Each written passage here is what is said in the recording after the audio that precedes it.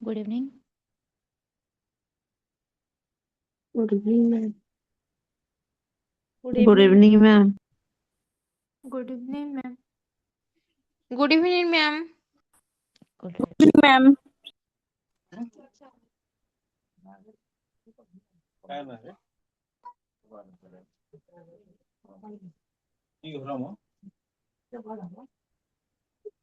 Screen share କରୁଛି ସମସ୍ତେ ଟିକେ mute କର ହେଲା।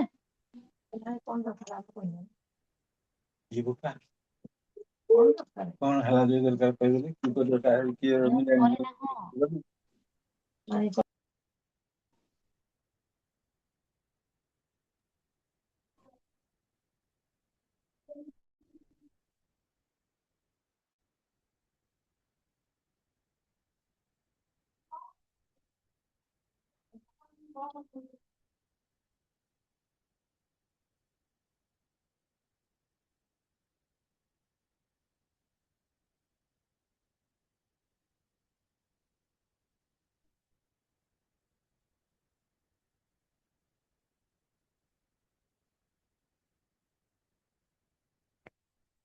ଓକେ, ତ ଆମର ୟୁନିଟ୍ 2 କମ୍ପ୍ଲିଟ୍ ହେଇଥିଲା। ୟୁନିଟ୍ 3 କୁ ଆଜି ପଢିବା ହେଲା।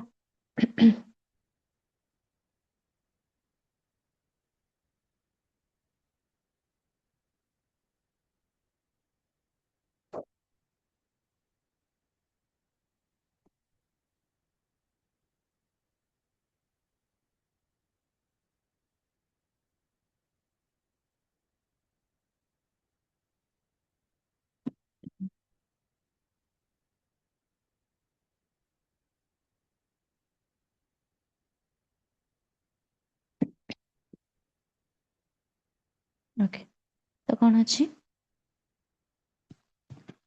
ଦେଇଥିଲା କି childhood as a period of socialisation. ତ କେମିତି ଚାଇଲ୍ଡହୁଡ୍ ରେ ଆମେ ସୋସିଆଲାଇଜେସନ୍ ପ୍ରୋସେସକୁ ଅଧିକ ମାତ୍ରାରେ କରିଥାନ୍ତି, ତାର କ୍ୟାରେକ୍ଟରିଷ୍ଟିକ୍ ସବୁ କଣ ଅଛି ଯୋଉଟା କି ଚାଇଲ୍ଡ ଡେଭଲପମେଣ୍ଟରେ କଣ ଟାସ୍କ ଅଛି ଯୋଉଟା କି ସେ କରିଥାଏ ସୋସିଆଲାଇଜେସନ୍ ପ୍ରୋସେସରେ, ସେ ସବୁ ଜିନିଷ ଆମେ ଆଜି ପଢିବା ହେଲା। ତ କଣ ଦେଇଛି ନା ଦେଇଛି ଫର୍ଷ୍ଟରେ कि human growth and development is classified into different periods which have separate characteristics and features। ତ କଣ ନା ମାନବର ମନୁଷ୍ୟର ଗ୍ରୋଥ ଆଉ ଡେଭଲପମେଣ୍ଟ ଏକାଥରକରେ ହୁଏ ନାହିଁ ହେଲା, ବରଂ ଏହା କଣ ନା ଏହାକୁ ଭିନ୍ନ ଭିନ୍ନ ପିରିୟଡରେ କ୍ଲାସିଫାଏ କରାଯାଇଛି। ଏକାଥରକରେ ଯେ ଆମେ କହିବା ନାଇଁ ମାନେ ଆମର ଯୋଉ ଗ୍ରୋଥ ହଉଛି ବା ଡେଭଲପମେଣ୍ଟ ହଉଛି ସେଟା ଯେତେବେଳେ ଇନଫାନ୍ସି ବେଳେ ଯୋଉ ରେଟରେ ହଉଛି ସେଟା ହଉଛି ଚାଇଲ୍ଡହୁଡରେ ବି ସେମିତି ହବ, ଆଉ ଆଡୋଲେସେନ୍ସରେ ବି ସେମିତି ହବ। ତ ହ୍ୟୁମାନ ଗ୍ରୋଥ ଆଉ ଡେଭଲପମେଣ୍ଟ ଶୁଭୁନି, ଭଏସ କ୍ଲିୟର ଆସୁନି ନା ଆଜ୍ଞା କଣ? ମ୍ୟାମ୍ Clear ଅଛି ma'am? ତ କହିବା କଥା ହଉଛି ଡିଫରେଣ୍ଟ କ୍ଲାସିଫାଏଡ ହେଇଛି ଡିଫରେଣ୍ଟ ଟାଇପର। ତ ସେଇ ସବୁ କଣ ନା ଗୋଟେ ପିରିୟଡ ୱାଇଜ ହେଇଛି ଯୋଉଥିରେ କି ଆମର ହଉଛି କଣ ସବୁ ହୁଏ ନା ଗ୍ରୋଥ ଆଉ ଡେଭଲପମେଣ୍ଟ ସେଇ ହିସାବରେ ହୋଇଥାଏ ହେଲା। ଯେମିତିକି ଆମର ଚାଇଲ୍ଡହୁଡ ହେଇଗଲା, ଆଡୋଲେସେନ୍ସ ହେଇଗଲା, ଆଡଲ୍ଟହୁଡ ହେଇଗଲା, ସବୁ ପିରିୟଡରେ କଣ ଗୋଟେ ଗୋଟେ ନିଜ ନିଜ କ୍ୟାରେକ୍ଟରିଷ୍ଟିକ ଅଛି, ଫିଚର ବି ଅଛି, ଯୋଉଟା କି ଆମେ କହିପାରିବାନି କି ଚାଇଲ୍ଡହୁଡରେ ଏମିତି ହଉଛି ଆଡୋଲେସେନ୍ସରେ ବି ସେମିତି ହିଁ ହବ ହେଲା। ତ ଚାଇଲ୍ଡହୁଡ ପିରିୟଡରେ ସୋସିଆଲାଇଜେସନ ହିଁ ଆରମ୍ଭ ହୋଇଥାଏ ଆମର। କଣ ସୋସିଆଲାଇଜେସନ ମାନେ କଣ ନା କୌଣସି ପ୍ରକାର ଶିଶୁ ଯଦି ଗୋଟେ ସମାଜରେ ରହୁଛି, ଗୋଟେ ପିଲାଟେ ଯଦି ଗୋଟେ ସମାଜରେ ରହୁଛି, ତାର ରୁଲ ଶିଖିବ, ତାକୁ ଭ୍ୟାଲୁ କରିବ, ବିହେଭିୟର ପାଟର୍ନକୁ ଶିଖିବ, ରିଲେସନସିପ କେମିତି ଗଢାଯାଏ ସେସବୁ ଶିଖିବାକୁ ଧୀରେ ଧୀରେ କଣ ନା ଆରମ୍ଭ କରିବ। ଯେତେବେଳେ ସେ ଚାଇଲ୍ଡହୁଡରେ ଥାଏ, ଚାଇଲ୍ଡହୁଡରେ ହିଁ ତାର ହଉଛି ସୋସିଆଲାଇଜେସନ ପ୍ରୋସେସଟା ସେ ଆରମ୍ଭ କରିଦେଇଥାଏ ହେଲା। ତ କେମିତି କେମିତି ସେ ତା କ୍ୟାରେକ୍ଟରିଷ୍ଟିକ ସବୁ କଣ ଅଛି, କେମିତି ତାର ଡେଭଲପମେଣ୍ଟ ହୁଏ ସୋସିଆଲାଇଜେସନ ପ୍ରୋସେସଟା ଚାଇଲ୍ଡହୁଡ ପିରିୟଡରେ, ସେସବୁ ଜିନିଷ ଏଥିରେ ଦେଇଛି। ତାପରେ ଲେଖିଛି କି study of development is based on following classification ହେଲା।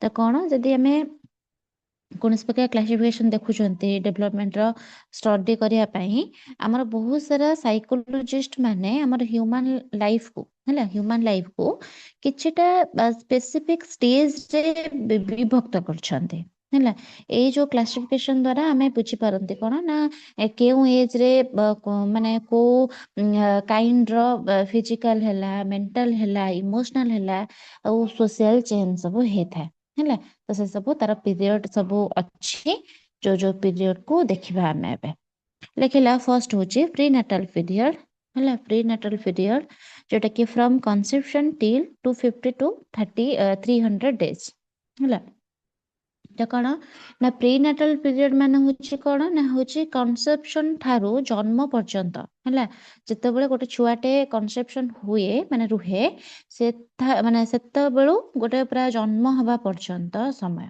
ଯାହା ପ୍ରାୟ କଣ ନା 250 ରୁ 300 ଦିନ ଯାଏଁ ଥାଏ ହେଲା 250 ମାନେ 250 ରୁ 300 ଡେଜ ଯାଏଁ ଏଟା ରହିଥାଏ କନସେପ୍ସନ ଟା ତ ଏହି ପ୍ରିନାଟାଲ ପିରିୟଡ କୁ ଆମେ ଡେଭଲପମେଣ୍ଟ ଆଧାରରେ ତିନୋଟି ଅଂଶରେ ବିଭକ୍ତ କରାଯାଇଛି ଯୋଉଟା କି ହଉଛି କଣ ଜର୍ମିନାଲ ଆଉ ଗୋଟେ ହଉଛି କଣ ଏମ୍ବ୍ରୋଏନିକ ଆଉ ଗୋଟେ ହଉଛି ଫର୍ଟାଲ ହେଲା ତ ତିନିଟା ଏଜରେ ବିଭକ୍ତ କରାଯାଇଛି ଯୋଉଟା କି ଜର୍ମିନାଲ କଣ 0 to 2 weeks ଆଉ ହଉଛି ଏମ୍ବ୍ରୋଏନିକ ଯୋଉଟା କି 2 to 10 weeks ଆଉ ହଉଛି ଫର୍ଟାଲ ଯୋଉଟା କି 10 weeks to birth ହେଲା ଏଟା ମନେ ରଖିବା ପ୍ରିନାଟାଲ ପିରିୟଡ ଯୋଉ କୁହାଯାଇଛି ପୁରାପୁରି ଜନ୍ମର ପୂର୍ବରୁ ମାତୃ ଗର୍ଭରେ ଯେତେବେଳେ ପିଲାଟେ ରୁହେ ସେଇ ସମୟର କଥା କୁହାଯାଉଛି ବା ସେଇ ପିରିୟଡର କଥା କୁହାଯାଉଛି ତ ଏଇ ଷ୍ଟେଜରେ କନସେପ୍ସନ ପରେ ପ୍ରଥମେ କଣ ନା ଯୋଉଟା ଜର୍ମିନାଲ କଥା କହୁଛି ହେଲା ଏଟା କଣ ନା ଏଇ ଷ୍ଟେଜରେ କନସେପ୍ସନ ପରେ ଆମର ପ୍ରଥମରୁ ମାନେ 0 ରୁ 2 weeks ପର୍ଯ୍ୟନ୍ତ ଏଇ ପିରିୟଡଟା ଆମର ଥାଏ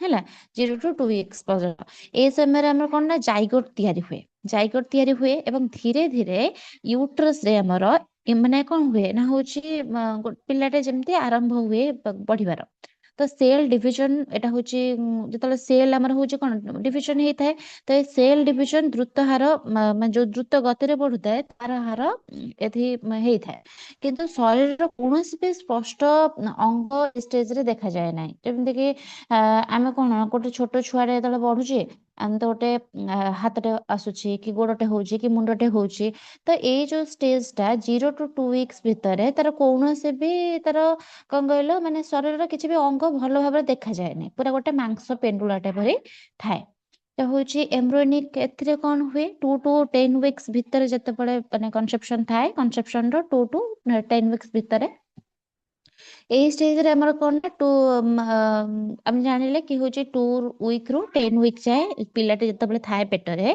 ସେଇ ଷ୍ଟେଜ କୁ ଆମେ ଏମ୍ବ୍ରୋଏନିକ ବୋଲି କହୁଛନ୍ତି ଏଇ ସମୟରେ ଆମର କଣ ହୁଏ ନା ଏମ୍ବ୍ରୋଏର ମାନେ ବହୁତ ସାରା ପାର୍ଟ ହେଲା ମଜୁର ଅର୍ଗାନ ସବୁ କଣ ହେଇଥାଏ ବଡି ଷ୍ଟ୍ରକ୍ଚର କୁ ଡେଭଲପ କରିବାକୁ ଆରମ୍ଭ କରିଦେଇଥାଏ ହେଲା ବଡିର ଆମର ଷ୍ଟ୍ରକ୍ଚର ଟା କେମିତି ଯେମିତି ଆମେ କହୁଛନ୍ତି ଗୋଟେ ଛୁଆଟେ ଜନ୍ମ ହବ ମାନେ ସେ ପେଟରେ କେମିତି କଣ ତାର ହାତ ହେଇଯାଉଛି ତାର ଗୋଡ ହେଇଯାଉଛି ତାର କେମିତି ମୁଣ୍ଡଟା କେମିତି ହେଇଯାଉଛି ତା ଆଖି ପୁଣି ହଉଛି ହେଲା ଆମର ହଉଛି ଆମର ଯୋଉ ଏମ୍ବ୍ରୋଏ ଅଛି ଏମ୍ବ୍ରୋଏର ବହୁତ ମଜୁର ଅର୍ଗାନ ସବୁ ବଡିର ଷ୍ଟ୍ରକ୍ଚର ଡେଭଲପ କରିବାକୁ ସାହାଯ୍ୟ କରିଥାନ୍ତି ବଡିର ଷ୍ଟ୍ରକ୍ଚରକୁ ଡେଭଲପ କରିଥାନ୍ତି ଯେପରି ଆମର ହାର୍ଟ ବିଟ୍ ପ୍ରଥମେ ଆସେ ତାପରେ ଆମର ବ୍ରେନ ହୁଏ ତାପରେ ହଉଛି ହ୍ୟାଣ୍ଡ ଆସେ ତାପରେ ଲେଗ୍ସ ହୁଏ ହେଲା ଏଇ ଷ୍ଟେଜ ଟା ଯୋଉଟା ଆମର ରହିଲା ଏମ୍ବ୍ରୋଇକ ଷ୍ଟେଜ ଟା ବହୁତ ହି ସେନ୍ସିଟିଭ ହେଲା ବହୁତ ହି ସେନ୍ସିଟିଭ ଷ୍ଟେଜ ଏଟା କାହିଁକି ନା ହଉଛି କୌଣସି ପ୍ରକାରର ହାର୍ମଫୁଲ ଇଫେକ୍ଟର ଡେଭଲପମେଣ୍ଟ ଉପରେ ଖରାପ ପ୍ରଭାବ ପଡିପାରେ ଏଠି ଯେମିତି କି ଡକ୍ଟର ମାନେ କୁହନ୍ତି କଣ ଯେତେବେଳେ ଗୋଟେ ଛୁଆଟେ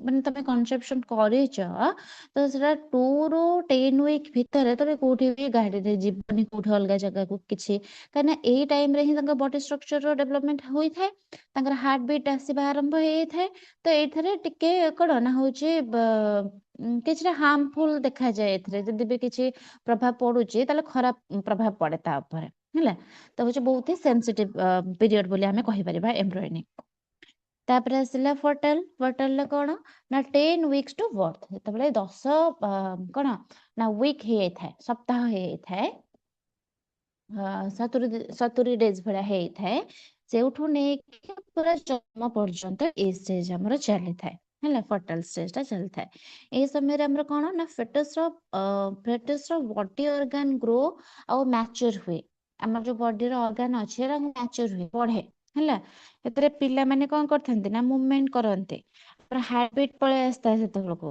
ପୁରା କଣ ନା ଏଇ ଷ୍ଟେଜ ରେ ପୁରା ସ୍ପଷ୍ଟ ଦେଖାଯାଏ ତା ହାର୍ଟବିଟ୍ ଟାକୁ ମାପି ହୁଏ ହାର୍ଟବିଟ୍ ପୁରା ଜଣା ପଡେ ହେଲା ତ ହଉଛି ଗୋଟେ ଛୁଆଟିକୁ ମାନେ ମା ଅନୁଭବ ବି କରିପାରେ ଯେତେବେଳେ ମୁଭମେଣ୍ଟ ହୁଏ ଗୋଟେ ମାଟେ ତାକୁ ଅନୁଭବ ବି କରିପାରେ ସେଇ ଏ ଷ୍ଟେଜରେ ଆମର କଣ ହୁଏ ନା ହଉଛି ସବୁ ଯେତେକ ଅର୍ଗାନ ସବୁ ରହିଲା ଆମ ବଡି ପାର୍ଟର ସେ ସବୁ ମ୍ୟାଚିଓର ହୁଏ ବଢିଥାଏ ହେଲା ତ ସେଥିରେ ମୁଭମେଣ୍ଟ ହୁଏ ହାର୍ଟବିଟ୍ ହୁଏ। ଆଚ୍ଛା ମତେ କୁହ ଯଦି କ୍ୱେଶ୍ଚନ ପଚାରିବ କୋଉ ଷ୍ଟେଜରେ ହେଲା କୋଉ ଷ୍ଟେଜରେ ଆମର କଣ ନା ହଉଛି କିଛି ବି ତାର ହଉଛି ହାତ ଗୋଡ କି ତାର ଯେତେକ ସବୁ ବଡି ପାର୍ଟସ ରହିଲା କୋଉଟା ବି ସ୍ପଷ୍ଟ ଭାବରେ ଦେଖାଯାଏନି କୋଉଥିରେ ମ୍ୟାମ୍ ଜର୍ମିନାଲ टर्मिनल ହଁ very good। ଆଚ୍ଛା ଯଦି କ୍ୱେଶ୍ଚନ ପଚାରିବ କି ଆମର ଯେମିତି କି ହଉଛି ହାର୍ଟ ହାର୍ଟ ଯେତେବେଳେ ପଳେଇ ଆସେ ହାର୍ଟ ବିଟ୍ ନାହିଁ ମାନେ ତମର ହାର୍ଟ ବିଟ୍ ଟା ମାପିବା କଥା କୁହାଗଲେ ଆମେ ଫର୍ଟାଲାଇଜ କଥା କହୁଛନ୍ତି ଯଦି ଖାଲି ପଚାରିବ କି ହଉଛି କଣ ନା ହଉଛି ହାର୍ଟ ର ଡେଭଲପମେଣ୍ଟ ସେଇ ଟାଇପରେ ହୁଏ ଷ୍ଟ୍ରକ୍ଚର ଗୋଟେ ଆସେ ତାର ସେ କୋଉ एम्ब्रियो ହଁ ତାପରେ ହଉଛି ଯଦି କ୍ୱେଶ୍ଚନ ପଚାରିବ ଆମେ ହଉଛି ଯେତକ ସବୁ ତାର ବଡି ଅର୍ଗାନ ସବୁ ହେଇଗଲା ତ ମ୍ୟାଚର ହୁଏ ଆଉ ହଉଛି କଣ ନା ତାର ହାର୍ଟବିଟ୍ ପୁରା ପଳେଇ ଆସେ ଗୋଟେ ଛୁଆଟେ ମୁଭମେଣ୍ଟ କରେ ଏଟା କୋଉ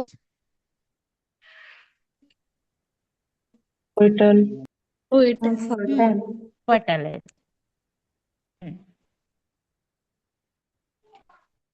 ଓକେ ତାପରେ ଆସିଲା ଏଟା କଣ ନା ଏଟା ହଉଛି ଆମର ଯୋଉ ଷ୍ଟଡି ଅଫ ଡେଭଲପମେଣ୍ଟ ଆମେ ଦେଖିଲେ ଯୋଉ କ୍ଲାସିଫିକେସନ ହେଇଛି ତ ପ୍ରଥମେ ଦେଖିଲେ ପ୍ରିନାଟାଲ ପିରିୟଡ କୁ ଆମେ କଣ କରୁଛନ୍ତି ନା ହଉଛି ତିନୋଟି ପିରିୟଡରେ ଡିଭାଇଡ କରୁଛନ୍ତି ପ୍ରିନାଟାଲ ପିରିୟଡ ଯଦି ଆମେ କହିବା ତା କନସେପସନ ରୁ ପୁରା 250 to 300 ଡେଜ ଯାଏ ଚାଲିଥାଏ ପୁରା ମାନେ ମା ପେଟରେ ଯେତେ ଦିନ ଥାଏ ସେଟା ହଉଛି ପ୍ରିନାଟାଲ ପିରିୟଡ ତ ପ୍ରିନାଟାଲ ପିରିୟଡ କୁ ତିନିଟା ପିରିୟଡ ରେ ଡିଭାଇଡ କରାଗଲା ଗୋଟେ ହଉଛି ଜର୍ମିନାଲ ଆଉ ଗୋଟେ ହେଲା ଏମ୍ବ୍ରୋଏନିକ ଆଉ ଗୋଟେ ହେଲା ଫଏଟାଲ ହେଲା ତାପରେ ଆସିଲା ଇନଫାନ୍ସି ଇନଫାନ୍ସିରେ କଣ କହିଛି ଲେଖିଛି from birth to age of 5 years ହେଲା ଆମର ଜନ୍ମରୁ 5 ବର୍ଷ ଯାଏଁ ସେ ଇନଫାନ୍ସି ନେଲା ତ ଏଠି ଆମର ଯୋଉ ଚାଇଲ୍ଡହୁଡ ପିରିୟଡ ଆମର ଥିଲା ହେଲା ଚାଇଲ୍ଡହୁଡ ପିରିୟଡ ଯୋଉଟା ଥିଲା ଆମର କଣ ଆମେ ପଢିଛନ୍ତି କି 2 year ରୁ 12 year ଯାଏଁ ପଢିଛନ୍ତି ତ ଏଥିରେ କଣ କରିଛି ନା ଆମର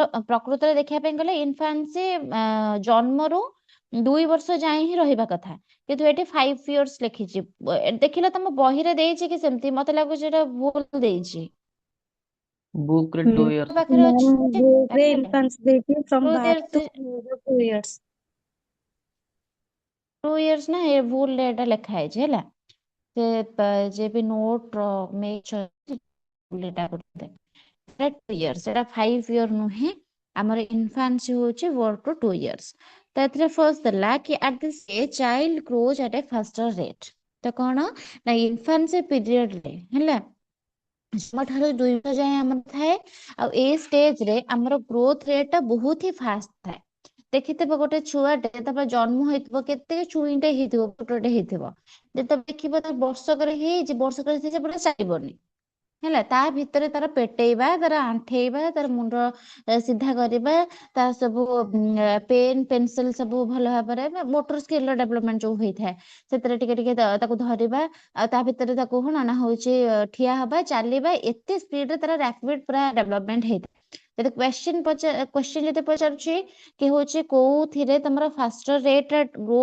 ହଉଛି ଡେଭଲପମେଣ୍ଟ ହଉଛି ତ ଲେଖିବ କଣ ନା ହଉଛି ଇନଫାନ୍ସରେ ହିଁ ଆମର ଗ୍ରୋଥ ଟା ବହୁତ ଫାଷ୍ଟ ରେଟରେ ଏଟା ବଢିଥାଏ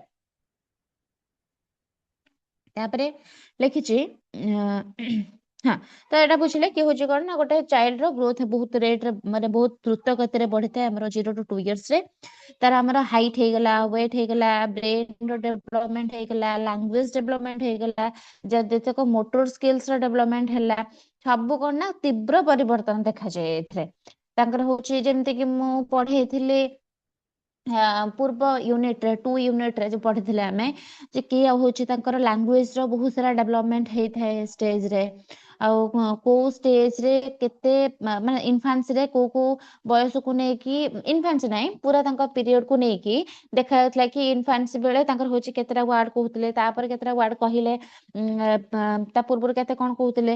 ତ ସେଇ ସବୁ ଜିନିଷ ଆମେ ଆଗରୁ ପଢିଛନ୍ତି ଅଲରେଡି। ତ ଏଥିରେ ତାଙ୍କର କଣ ହୁଏ, ହାଇଟ୍ ବଢେ, ୱେଟ୍ ବଢେ, ଆମର ବ୍ରେନ ର ଡେଭଲପମେଣ୍ଟ ହେଇଥାଏ, ଲାଙ୍ଗୁଏଜ ର ଡେଭଲପମେଣ୍ଟ ହୋଇଥାଏ, ଆଉ ଯେତେକ ମୋଟର ସ୍କିଲ ର ସବୁ ଡେଭଲପମେଣ୍ଟ ହେଇଥାଏ। ହେଲା, ମୋଟର ସ୍କିଲ କହିଲେ ଜାଣିଛ କଣ? ମୋଟର ସ୍କିଲ କହିଲେ କଣ କହିଲ? ମ୍ୟାମ୍ ଆମେ ଯଦି ଗୋଟେ ଛୋଟ ପିଲାଟା କହିବୁ କି ଗୋଟେ ପେନ୍ ୟା ପେନ୍ସିଲ କିଛି ହୋଲ୍ଡ କର, ମ୍ୟାମ୍ ତ ବଡିର ସେଟା ହାତରେ ମସଲ ଧରିବୁ। ହଁ ଡେଭଲପମେଣ୍ଟ ଆଉ ହବ, ଯଦି ମାନେ ଗୋଟେ ମସଲ ଆଉ ତାହେଲେ ଫାଇନ୍ ହବ। ତାଠୁ ଆଉ ଟିକେ ବଡ ଯୋଉ ପିଲା ଗୁଡାକ ହେଇଯାଇଥାନ୍ତି, ଯାହାର ଯେ ଟିକେ ଡେଭଲପମେଣ୍ଟ ହେଇଯାଇଥାଏ ତାଙ୍କର ମାଇଣ୍ଡ, ତ ତାକୁ ଯଦି ଆମେ କହିବୁ ପେନ୍ କି ପେନ୍ସିଲ ହାତରେ ଧର, ତ ସେ ଆଙ୍ଗୁଠିରେ ଧରିବ। ଏଇଟା ହଉଛି ଡିଫରେନ୍ସ। ହଁ, ତାଙ୍କର ମୋଟର ସ୍କିଲ କହିଲା ମାନେ ଆମର ମୋଟର ହଉଛି ଟୁ ଟାଇପ୍ସ ହେଲା, ଗୋଟେ ହଉଛି ଫାଇନ ମୋଟର ଆଉ ଗୋଟେ ହେଲା ଗ୍ରସ୍ ମୋଟର। ଭେରି ଗୁଡ ଯୋଉଟା କହିଲ ବି।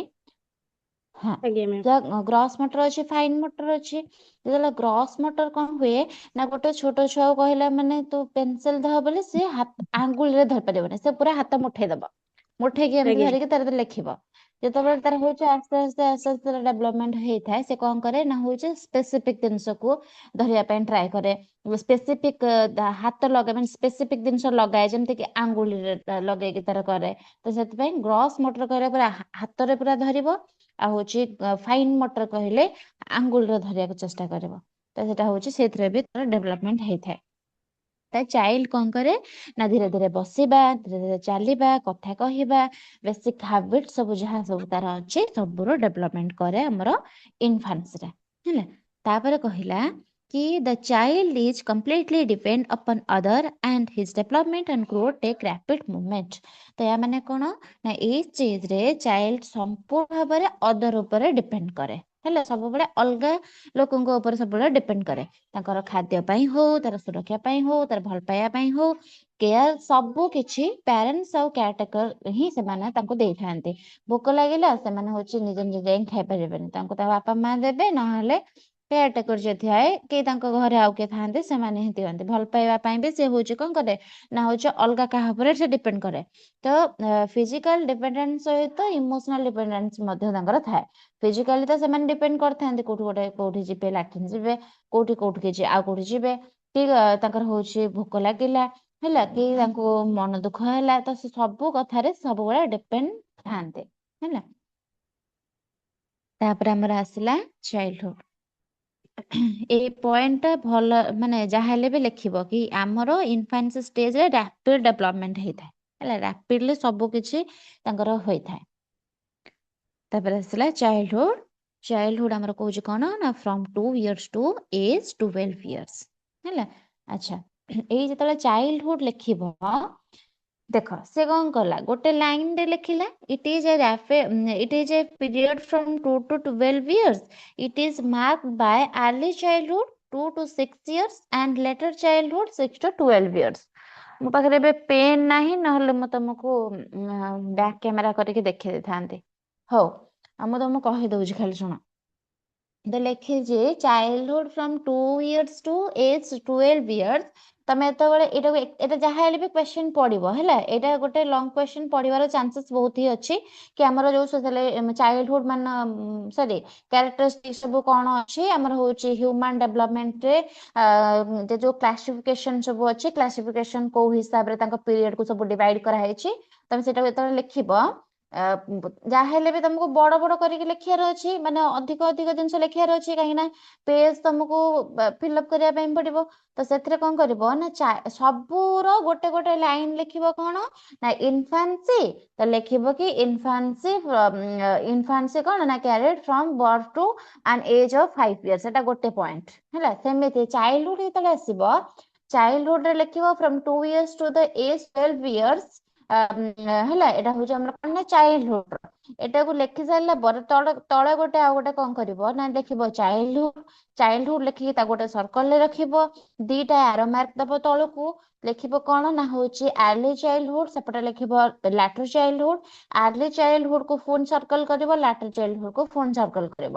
ଆର୍ଲି ଚାଇଲ୍ଡହୁଡ ତଳେ ଆଉ ଗୋଟେ ହାଇପେନ୍ ଦେଇକି ଲେଖିବ କଣ ନା 2 to 6 ଇୟର, ଆଉ ଲାଟର ଚାଇଲ୍ଡହୁଡ ରେ ତଳେ ଲେଖିବ କଣ ନା ହାଇପେନ୍ ଦେଇକି 6 to 12 ଇୟର। ତାପରେ ତମର ଯାହା ପଏଣ୍ଟ ଲେଖିବା କଥା ତମେ ଲେଖିବ। ଏତିକି ଲେଖିଦେଲେ ତମର ଅଧା ପେଜ ଫିଲଅପ ହେଇଯିବ।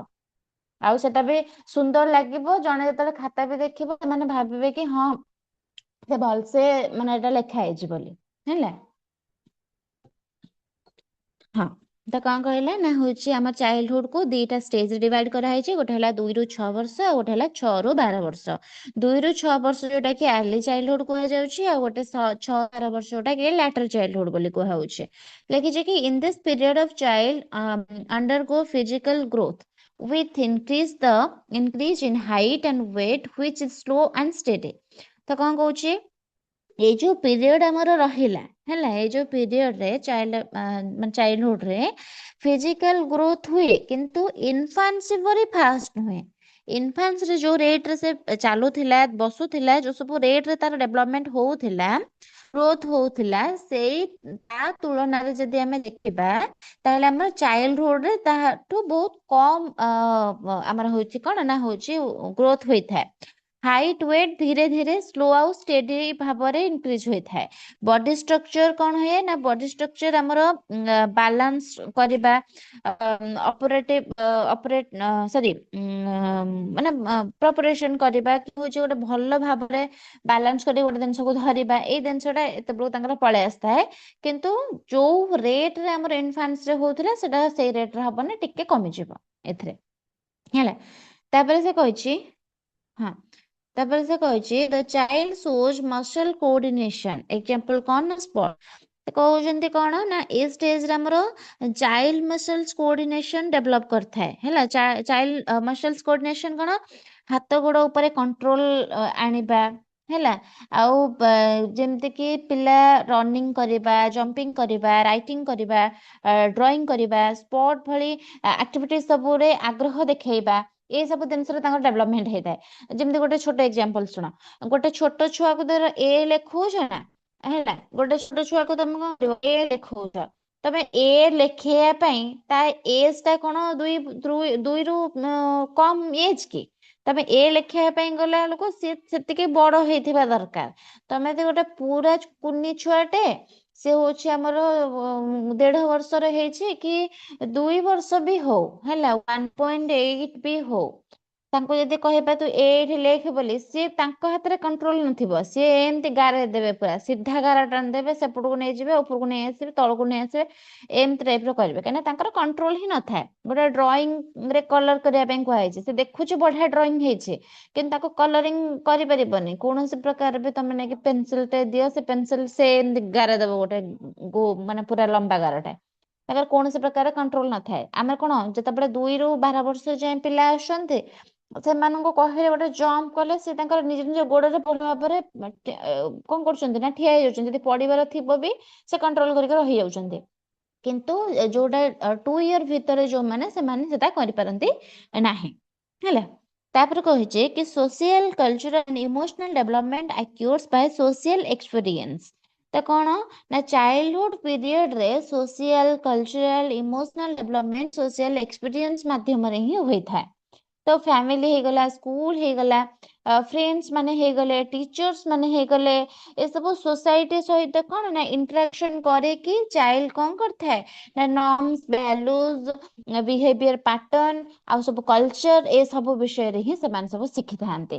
ତ ସେ କଥା ସେ କହୁଛି କଣ ନା ହଉଛି କଲଚର ଆଉ ଇମୋସନାଲ ଡେଭଲପମେଣ୍ଟ ଆମର ସୋସିଆଲ ଏକ୍ସପିରିଏନ୍ସ ରୁ ହିଁ ଆମେ ଶିଖିଥାନ୍ତେ। ଆମେ ଯେତେବେଳେ ଫ୍ରେଣ୍ଡସ୍ ମାନଙ୍କ ସହିତ ମିଶନ୍ତି, ଫ୍ୟାମିଲି ମେମ୍ବର ମାନେ ଯେତେବେଳେ କୌଣସି ପ୍ରକାର କଣ ନା କିଛି ଗୋଟେ କରନ୍ତି, ଘରେ ଧର ପର୍ବପର୍ବାଣୀ ଅଛି, ପିଠା ପଣା ଏସବୁ ହଉଛି, ତ ସେମାନେ ସେଇଠୁ ହିଁ ଶିଖିବେ କି ହଁ ଆମର ରଜ ପର୍ବ ଅଛି। ଗୋଟେ ସ୍କୁଲ କୁ ଯାଉଛନ୍ତି, ସ୍କୁଲରେ ସମସ୍ତେ ଶିଖୁଛନ୍ତି ଶାନ୍ତି ଶୃଙ୍ଖଳା ଭାବରେ ରହିବା ପାଇଁ। ତ ସେମାନେ କଣ କରି ସେଠୁ ଶିଖିବେ କି ହଁ ବଡ ଲୋକ କଥା ହେଲା ବେଳେ ଆମେ ଚୁପ୍ ହେଇକି ଶୁଣିବା ଆବଶ୍ୟକ। ଯଦି କହୁଛନ୍ତି ନା ଆମର ବଡ ମାନେ ମାନେ ଧର ବାବା ହେଲେ କିଏ ସେମାନେ ଧର ତାଙ୍କ ଠାରୁ ଯିଏ ବଡ ତାଙ୍କ ବଡ ଭାଇ ମାନଙ୍କୁ ବଡ ବାପା ହେରିକାଙ୍କୁ ବହୁତ ସମ୍ମାନ କରୁଛନ୍ତି, ତାଙ୍କୁ ଆପଣ କହି କଥା ହଉଛନ୍ତି। ସେଠି ଆମେ କଣ ନା ବିହେଭିୟର ଆମର ଶିଖିଲେ ହେଲା। ତ ଆମେ ଏମିତି ହିଁ ଯେତେ ପ୍ରକାର ବିହେଭିୟର ହେଲା, ଆମର କଲଚର ହେଲା, ଆମର ହଉଛି ଭ୍ୟାଲୁଜ ହେଲା, ଏ ସବୁ ଜିନିଷ ଆମେ ଶିଖନ୍ତି କୋଉଥିରେ ନା ସୋସାଇଟିରୁ ହିଁ ଶିଖନ୍ତି, ସୋସିଆଲ ଏକ୍ସପିରିଏନ୍ସ ରୁ ହିଁ ଶିଖନ୍ତି, ଫ୍ୟାମିଲି ମେମ୍ବର ଠାରୁ ଶିଖନ୍ତି, ସ୍କୁଲ ଠାରୁ ଶିଖନ୍ତି, ଫ୍ରେଣ୍ଡ ଠାରୁ ଶିଖନ୍ତି, ଟିଚର୍ସ ମାନଙ୍କଠାରୁ ଶିଖନ୍ତି, ଆଉ ହେଲା ସୋସାଇଟି ଠାରୁ ଶିଖନ୍ତି ହେଲା। ତାପରେ କଣ କହିଛି, ତାପରେ କହିଛି କି ଚାଇଲ୍ଡ ମୋର ଇମୋସନାଲି ଷ୍ଟେବଲ ଦେନ୍ ଇନଫାନ୍ସି ଆନ୍ସର ସରି ଆଡୋଲେସେନ୍ସ ହେଲା ଆଣ୍ଡ ଆଡୋଲେସେନ୍ସ। ତ ସେ କଣ କହୁଛି, ସେ କହିବା କଥା କି ଏଇ ପିରିୟଡରେ ଆମର କଣ ହେଇଥାଏ ନା ହଉଛି ଗୋଟେ ସେକେଣ୍ଡ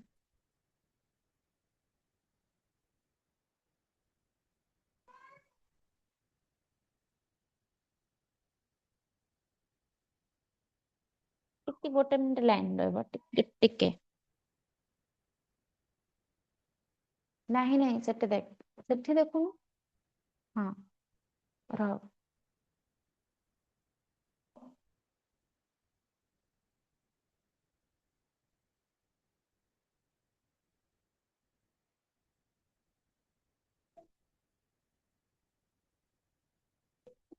ହେଲା ତ କଣ ହେଲା ନା ସେ କହୁଛି କି child most stable than infancy and adolescence ହେଲା। ତ କଣ ୟା ମାନେ ନା ହଉଛି ଇମୋସନାଲି ଚାଇଲ୍ଡ ଇନଫାନ୍ସି ଆଉ ଆଡୋଲେସେନ୍ସ ତୁଳନାରେ ଅଧିକ ଷ୍ଟେବଲ ହେଇଯାଇଥାଏ। ଇନଫାନ୍ସିରେ କଣ ହେଇଥାଏ, ସେ ଇମୋସନାଲି ହେଲା, ଫିଜିକାଲି ହେଲା, ସବୁବେଳେ କଣ କରିଥାଏ ନା ହଉଛି ଡିପେଣ୍ଡ ଥାଏ, ଅଲଗା କାହା ଉପରେ ସେ ଡିପେଣ୍ଡ ଥାଏ। କିନ୍ତୁ ଯେତେବେଳେ ସେ ଚାଇଲ୍ଡହୁଡ କୁ ପଳେଇ ଆସେ, ସେତେବେଳେ ସେ କଣ ନା ହଉଛି ଏତେଟା ଡିପେଣ୍ଡେନ୍ସି ତାର ନଥାଏ। ଯଦି ଆମେ ତୁଳନା କରିବା କୋଉଥିରେ ନା ହଉଛି ଏଥିରେ ସରି ଇନଫାନ୍ସିରେ ହେଲା, ତୁଳନା କରିବା ତାହେଲେ ହଉଛି ଆମର ଇମୋସନାଲି ଚାଇଲ୍ଡ କଣ ଥାଏ ନା ହଉଛି ଟିକେ ଷ୍ଟେବଲ ହେଇଯାଇଥାଏ ଆଡୋଲେସେନ୍ସ ଆଉ ଚାଇଲ୍ଡହୁଡ ପିରିୟଡରେ। Extreme emotional flow extreme emotional flow ଯୋଉଟା ଥାଏ ସେଟା ହଉଛି କଣ ନା କମ ହୁଏ, କମ କରେ। ଆଉ ହଉଛି ଚାଇଲ୍ଡ କଣ ନା ନିଜେ ଇମୋସନ୍ସ କୁ ବେଟର କଣ୍ଟ୍ରୋଲ ବି କରିପାରେ ହେଲା। ଧର କାନ୍ଦ ଲାଗୁଛି, ସେ ବୁଝିଛି, ସେତେବେଳେ ବୁଝିବାର ତାର କାପାସିଟି ଆସିଯାଇଛି କି ହଁ ମତେ ମତେ ମାନେ କଣ ଏଇ ଚକୋଲେଟ ଟା ଯେତେବେଳେ ମିଳୁଛି ତ ହଉଛି ମୋ ଭାଇ ବି ଅଛି, ମୁଁ କାନ୍ଦିକି ଜିଦି କରିକି ରଖିବିନି, ମୁଁ ତାକୁ ବି ଟିକେ ଦେବି ହେଲା। ତ ସେ ଟିକେ କଣ୍ଟ୍ରୋଲ କରି ଯାଇଥାଏ ଇମୋସନ କୁ। ତ ଇମୋସନାଲ ବାଲାନ୍ସ ଏଇ ଷ୍ଟେଜରେ ଗୋଟେ କଣ ନା ଇମ୍ପୋର୍ଟାଣ୍ଟ ଫିଚର ବୋଲି ଆମେ କହିପାରିବା ହେଲା। ଇମୋସନାଲି ସେମାନେ ବାଲାନ୍ସ କରିବା ଶିଖି ଯାଇଥାନ୍ତି। ତାପରେ କହିଲା କି child develop the power of thinking, learning and reasoning resulting in intellectual development. ତ ଏଇ ପିରିୟଡରେ ଚାଇଲ୍ଡ ଥିଙ୍କିଂ, ଲର୍ଣ୍ଣିଂ ଆଉ ରିଜନିଂ ପାୱାର ଡେଭଲପମେଣ୍ଟ ହୋଇଥାଏ। ଚାଇଲ୍ଡ କ୍ୱେଶ୍ଚିନ୍ କରେ ହେଲା, କ୍ୱେଶ୍ଚିନ୍ କରେ ସବୁବେଳେ, ଏଇଟା କାହିଁକି ହେଲା, ଏଇଟା କିପରି ହବ, ଏଇଟା କାହିଁକି କରୁଛନ୍ତି ଆମେ ହେଲା। ଏଥିରେ ଲଜିକ ମଧ୍ୟ ସେ ୟୁଜ କରନ୍ତି, ପ୍ରୋବ୍ଲେମ ମଧ୍ୟ ସଲ୍ଭ କରିବା ସବୁ ଶିଖି ଯାଇଥାନ୍ତି ଏଇ ପିରିୟଡରେ, ଚାଇଲ୍ଡହୁଡ ପିରିୟଡରେ। ତ ଏହି ଇଣ୍ଟେଲେକ୍ଚୁଆଲ ଡେଭଲପମେଣ୍ଟକୁ ଲିଡ୍ କରେ ଏବଂ ସ୍କୁଲ ଲର୍ଣ୍ଣିଂ ଏଇ ପ୍ରୋସେସକୁ ଆହୁରି ହିଁ ଷ୍ଟ୍ରଙ୍ଗ କରିଥାଏ। ଯଦି ଆମେ ଗୋଟେ ଇଣ୍ଟେଲେକ୍ଚୁଆଲ ଡେଭଲପମେଣ୍ଟ ତାଙ୍କର ହେଇଥାଏ ନା, କଣ କେମିତି ତ କ୍ୱେଶ୍ଚିନ୍ କରିବେ, ଏଇଟା କାହିଁକି ହେଲା, ଏଇଟା କରିକି କଣ ହବ, ଏଇଟା ମୁଁ କାହିଁକି କରିବି, ଏଇଟା କରିପାରିବି କି, ସବୁବେଳେ କ୍ୱେଶ୍ଚିନ୍ କଲେ, ଏଇଟା କ୍ୱେଶ୍ଚିନ୍ ବାରମ୍ବାର ବାରମ୍ବାର କଲେ ସେ ନିଜେ ନିଜେ ଜାଣିପାରିବେ କି ହଁ ଏଇଟା ଏମିତି ଏଇଟା ହବ, ଏଇଟା କାହିଁକି ହେଲା ମୁଁ ଜାଣିପାରିଲି ତ ମୁଁ ନିଜେ ନିଜେ ଏଇଟା କରିବି ହେଲା। ତ ଏଇଟା ସ୍କୁଲ ଲର୍ଣ୍ଣିଂ, ଯେତେବେଳେ ସେମାନେ ସବୁ ସ୍କୁଲ କୁ ଯାଆନ୍ତି, ସ୍କୁଲରେ ଯୋଉ ପାଠ ସବୁ ତାଙ୍କୁ ଶିଖାଯାଏ ଏଇ ପ୍ରୋସେସ ଆହୁରି ଷ୍ଟ୍ରଙ୍ଗ କରେ। ସେଠି ବହୁତ ଜିନିଷ ସେମାନେ ଶିଖନ୍ତି ସ୍କୁଲରେ, ସେଟା ହଉଛି କଣ କରେ ନା ତାଙ୍କ ଭାବନାକୁ, ତାଙ୍କ କ୍ୱେଶ୍ଚିନ୍ ଆନ୍ସର ସେ ସବୁ ବହୁତ ଭଲ ଭାବରେ ସେଠି ମଧ୍ୟ ତାଙ୍କର ଡେଭଲପମେଣ୍ଟ ହୋଇଥାଏ ହେଲା। ତାପରେ କହିଲା କଣ ନା child language development increases in rapid speed. ତ ତାଙ୍କର ହଉଛି ଚାଇଲ୍ଡ ମାନଙ୍କର ଏଇ ଷ୍ଟେଜରେ ଲାଙ୍ଗୁଏଜ ଡେଭଲପମେଣ୍ଟ ବହୁତ ହି ରାପିଡ ସ୍ପିଡରେ ଇନକ୍ରିଜ ହୁଏ ହେଲା। ଯଦି କ୍ୱେଶ୍ଚିନ୍ ପଚାରିବ କୋଉ ଷ୍ଟେଜରେ ଗ୍ରୋଥ ବହୁତ ସ୍ପିଡ ଆଉ ରାପିଡଲି ଚାଲେ, କହିବ ଇନଫାନ୍ସି। ଯେତେବେଳେ କହିବ କ୍ୱେଶ୍ଚିନ୍ କି ହଉଛି ଲାଙ୍ଗୁଏଜ ଡେଭଲପମେଣ୍ଟ ରାପିଡ କେତେବେଳେ ହୁଏ, ଲେଖିବ ଚାଇଲ୍ଡହୁଡ ଷ୍ଟେଜରେ ହେଲା।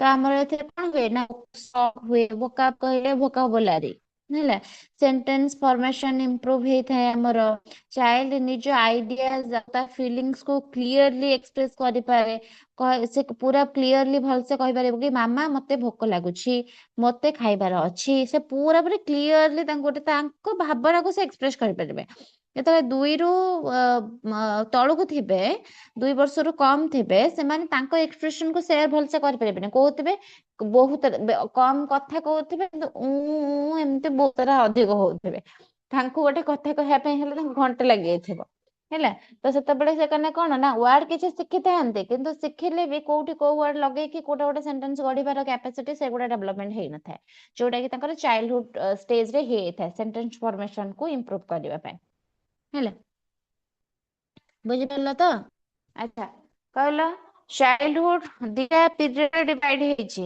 କଣ କଣ early childhood, later Early childhood. and later childhood.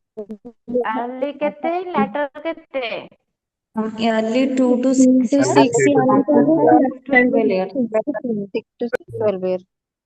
ହଁ ଭେରି ଗୁଡ୍ ତାପରେ ଆସିଲା ଆଡୋଲେସନ୍ସ ଆଡୋଲେସନ୍ସ ରେ କଣ ଥିଲା ନା ଆଡୋଲେସନ୍ସ ଲେଖିଛି 13 to 19 years ଏଇଟା ହଉଛି ତାର ଭିତରେ ଆଡୋଲେସନ୍ସ ପିରିୟଡ ଆସେ adolescence is generally accepted as the period between 13 years to 19 years ସାଧାରଣତଃ ଆମର କଣ ନା 13 ବର୍ଷରୁ 19 ବର୍ଷ ପର୍ଯ୍ୟନ୍ତ ପିରିୟଡ କୁ ଆମର ଆଡୋଲେସନ୍ସ ପିରିୟଡ ବୋଲି କୁହନ୍ତି ତ ଏଇ ଷ୍ଟେଜରେ ଚାଇଲ୍ଡ କଣ କରେ ନା ଧୀରେ ଧୀରେ ଚାଇଲ୍ଡ ରୁ ଆଡଲ୍ଟ ଦିଗକୁ ମୁଭ୍ କରିଥାଏ ଯେତେବେଳେ ଚାଇଲ୍ଡ ଥାଏ କିନ୍ତୁ ଚାଇଲ୍ଡ ରୁ ଆଡଲ୍ଟ ଆଡକୁ ଏ ଫେଜ ରେ ହିଁ ସେ ମୁଭ୍ କରେ ଆମର physical emotional social mental changes ଏକା ସାଥିରେ ଏଠି ଘଟେ ଯାହା ଏଇ ପିରିୟଡ କୁ ଖୁବ ସେନ୍ସିଟିଭ କରାଇଥାଏ ହେଲା ଏକା ସହିତ ଫିଜିକାଲି ବି ସେ କଣ ହୁଏ ନା ହଉଛି କିଛି ହୋଇଥାଏ ହେଲା କିଛି ଗୋଟେ ଚେଞ୍ଜେସ୍ ଆସିଥାଏ ତା ସହିତ ଇମୋସନାଲି ମଧ୍ୟ ସେ ହଉଛି କଣ ନା ଅନଷ୍ଟେବଲ ପ୍ରାୟତଃ ଥାନ୍ତି ସୋସିଆଲି ସବୁଥିରେ ଏମାନଙ୍କର ଏଇ ଷ୍ଟେଜରେ ଚେଞ୍ଜେସ୍ ଆସେ ଯୋଉଟା କି ସେନ୍ସିଟିଭ ଷ୍ଟେଜ ବୋଲି ତାଙ୍କୁ କୁହାଯାଏ ସବୁଥିରେ ଚେଞ୍ଜ ହୁଏ ବୋଲି Western scientists have also referred to it as the teenage ତ ଆମର ୱେଷ୍ଟର୍ଣ୍ଣ ସାଇଣ୍ଟିଷ୍ଟ ମାନେ ଯୋଉମାନେ ଅଛନ୍ତି ଏଇ ପିରିୟଡ କୁ କଣ କୁହନ୍ତି ନା ଟିନ୍ ଏଜ ବୋଲି କୁହନ୍ତି ହେଲା କାରଣ କଣ ନା ଏଇ ଏଜ ଗ୍ରୁପ ର ଏଜ ନମ୍ବର ଯୋଉଟା କି 10 to 19 ମଧ୍ୟରେ ଟିନ୍ ଶବ୍ଦ ଥାଏ ଯେମିତି 13 ହେଲା 14 15 16 ସବୁ ତାଙ୍କ କଣ କହୁଛୁ ଆମେ ଟିନ୍ କହୁଛନ୍ତି ନା ତ 12 କୁ ଛାଡିଲା ପରେ 13 ରୁ 19 ଯାଏଁ ଯୋଉ ଟିନ୍ ଲାଗିଥାଏ ତ ସେଥିପାଇଁ ଏଟାକୁ କଣ ନା ସାଇଣ୍ଟିଷ୍ଟ ମାନେ ଟିନ୍ ଏଜ ବୋଲି କୁହନ୍ତି ଜାଣିଥିଲ ଆଗରୁ Yes, ma'am. Yes, ma'am. ଆଗରୁ ଜାଣିଥିଲ ନା ନାହିଁ କିଏ Yes, ଜାଣିଥିଲ ma'am. Yes, ma'am. ଜାଣିଥିଲି। ଜାଣିଥିଲି ହେଲା ତ ହଉଛି ଟିନ୍ ଏଜ କହିଲା ମାନେ ଆମର ଏଇ ଯୋଉ ଟିନ୍ ଲାଗିଥାଏ ଆଉ ୱେଷ୍ଟର୍ଣ୍ଣ ସାଇଣ୍ଟିଷ୍ଟ ମାନେ ଏଟାକୁ ଟିନ୍ ଏଜ ବୋଲି କୁହନ୍ତି ତ ତାପରେ କହିଛି କି it is believe to the most complex stage of development ତ କଣ ନା ଆଡୋଲେସେନ୍ସକୁ ଡେଭଲପମେଣ୍ଟର ମୋଷ୍ଟ କମ୍ପ୍ଲେକ୍ସ ଷ୍ଟେଜ ବୋଲି ବି ମନାଯାଏ ଏହା କାରଣ କଣ ନା ଏଇ ଷ୍ଟେଜରେ ଆମର କଣ ହେଇଥାଏ ନା ରାପିଡ ଫିଜିକାଲ ଚେଞ୍ଜ ହୋଇଥାଏ ଇମୋସନାଲ ଅପ୍ସ ଆଣ୍ଡ ଡାଉନ ତାଙ୍କର ଚାଲିଥାଏ ଆଇଡେଣ୍ଟିଟି କ୍ରାଇସିସ୍ ଚାଲିଥାଏ ସେ ଜାଣିପାରନ୍ତିନି କଣ କରିବାର ଅଛି କଣ ନାହିଁ କ୍ୟାରିୟର କନଫ୍ୟୁଜନ ଥାଏ ସୋସିଆଲ ପ୍ରେସର ସେମାନଙ୍କର ଥାଏ ଏକା ସାଥିରେ ଯେହେତୁ ସବୁ ଜିନିଷ ତାଙ୍କ ସହିତ ହୋଇଥାଏ ସେଥିପାଇଁ ଏଇଟା ହଉଛି ମୋଷ୍ଟ କମ୍ପ୍ଲେକ୍ସ ଷ୍ଟେଜ ବୋଲି କୁହାଯାଏ ହେଲା ଆଚ୍ଛା ମତେ କୁହ ଏଠି ଗୋଟେ କ୍ୱେଶ୍ଚିନ୍ ପଚାରିବି ଆଇଡେଣ୍ଟିଟି ଆଉ ରୋଲ କନଫ୍ୟୁଜନ ଏଇଟା କିଏ କହିଛନ୍ତି ଆଡୋଲେସେନ୍ସ ପିରିୟଡ କୁ ଆଡୋଲେସେନ୍ସ ପିରିୟଡ ରେ ଆମର ଆଇଡେଣ୍ଟିଟି ଆଉ ରୋଲ କନଫ୍ୟୁଜନ ଆସେ କିଏ କୋଉ କୋଉ ଇଏର ମତ ଏଟା ପିଆଜେଟ୍ କାଳେ ଏରିକ୍ସନ Erickson, ma'am. Erickson. ହଁ ହେଲା ଏରିକ୍ସନ ଦେଇଥିଲେ ଆଡୋଲେସେନ୍ସ କୁ ଆଇଡେଣ୍ଟିଟି ଆଉ ରୋଲ କନଫ୍ୟୁଜନ ଅଧେ ପିଲା ଆଇଡେଣ୍ଟିଟି ମାନେ ନିଜର ଇଏ ଜାଣିପାରିବେ ଆଉ ନହେଲେ ଆଉ ଜଣେ ଜଣେ ରୋଲ କନଫ୍ୟୁଜନ କୁ ଯିବେ ଜାଣିପାରିବେନି କଣ କରିବାର ଅଛି ତ ସେଥିପାଇଁ ଏଥିରେ କଣ ନା ଇମୋସନାଲି ସବୁ ପ୍ରାୟତଃ ଅନଷ୍ଟେବଲ ଥାନ୍ତି ଏଇଥିରେ ଫିଜିକାଲ ଚେଞ୍ଜେସ୍ ସବୁ ଆସିଥାଏ ପୁଅ ମାନଙ୍କର ଆସିଥାଏ ଝିଅ ମାନଙ୍କର ବି ଆସିଥାଏ ହେଲା ଆଉ ସୋସିଆଲ ପ୍ରେସରରେ ଥାନ୍ତି ଏଇ ଟାଇମ ରେ ହେଲା କିଏ ଯଦି ପଦେ କଣ କହିଦବ ତମ ମୁଣ୍ଡ ପୁରା ଖରାପ ହେଇଯିବ ସେ କାହିଁକି ମତେ ଏ କଥା କହିଲେ ହେଲା ଆଉ ମାନେ ସାଙ୍ଗସାଥୀଙ୍କ ମେଳରେ ରହିବା ପାଇଁ ଭଲ ଲାଗିବ, କିନ୍ତୁ ସାଙ୍ଗମାନଙ୍କ ଭିତରେ ଯଦି କୌଣସି ପ୍ରକାର ଦ୍ୱନ୍ଦ୍ୱ ପଳେଇ ଆସିଲା, ତୁ କାହିଁକି ଏଟା କଲୁ, ତା ଭିତରେ ବି ମାଡ଼ଗୋଳ ହେଲା। ବାପା ମାଙ୍କ କଥା ପୁରା ପିତା ଲାଗିବ, ବାପା ମାଙ୍କ କଥା କହିବ କି ହେ ଇଏ କାହିଁକି ଏମିତି କଥାବାର୍ତ୍ତା ହଉଛନ୍ତି କେଜାଣି ହେଲା। ତ ବାପା ମାଙ୍କ କଥା ବି ଭଲ ଲାଗିବନି, ସୋସିଆଲ ପ୍ରେସର ଆସେ, ତ ହଉଛି ସବୁ କଥା ତ ଖରାପ ଲାଗିବ ଏଇ ଏଜରେ ଆଉ ହେଲା। ତ ଇମୋସନାଲି ଅପ୍ସ ଆଣ୍ଡ ଡାଉନ୍ ଥାନ୍ତି, ତ ସେଥିପାଇଁ ଏହାକୁ କଣ ନା ମୋଷ୍ଟ କମ୍ପ୍ଲେକ୍ସ ଷ୍ଟେଜ ବୋଲି ଏଠିକି କୁହାଯାଏ। ଆଉ ଗୋଟେ ପଏଣ୍ଟ ବି ଲେଖିପାରିବ, ଷ୍ଟ୍ରେସ୍ ଆଣ୍ଡ ଷ୍ଟ୍ରଙ୍ଗ ଏକୁ କୁହାଯାଏ। ଏଇ ଆଡୋଲେସେନ୍ସ ପିରିୟଡରେ ଆମେ ଷ୍ଟ୍ରେସରେ ପ୍ରାୟ ରୁହନ୍ତି ହେଲା। ଗୋଟେ ଗୋଟେ ପଏଣ୍ଟ କରିକି ଲେଖିବ, ଆଉ ସବୁର ଚେଞ୍ଜେସ୍ ହେଇଥାଏ ଆମର ଆଡୋଲେସେନ୍ସ ପିରିୟଡରେ। ମୋଷ୍ଟ କମ୍ପ୍ଲେକ୍ସ ଷ୍ଟେଜ ବୋଲି ଏକୁ କୁହାଯାଏ। ଆଇଡେଣ୍ଟିଟି କ୍ରାଇସିସ୍ ଆଉ ରୋଲ କନଫ୍ୟୁଜନ ଆସିଥାଏ। ସୋସିଆଲ ପ୍ରେସର ମଧ୍ୟ ଆସିଥାଏ। ସେ ଏକାଥରକରେ ଦେଇଛି, ତମେ ତାକୁ ଇଏ କରିକି ବି ଲେଖିପାରିବ ହେଲା, ତାକୁ ଟିକେ ଏକ୍ସପ୍ଲେନ କରିକି ବି ଲେଖିପାରିବ। ଇମୋସନାଲି ଅପ୍ସ ଆଣ୍ଡ ଡାଉନ୍ ଚାଲିଥାଏ ଏସବୁ। ତାପରେ ଆସିଲା ଆମର ଆଡଲ୍ଟହୁଡ।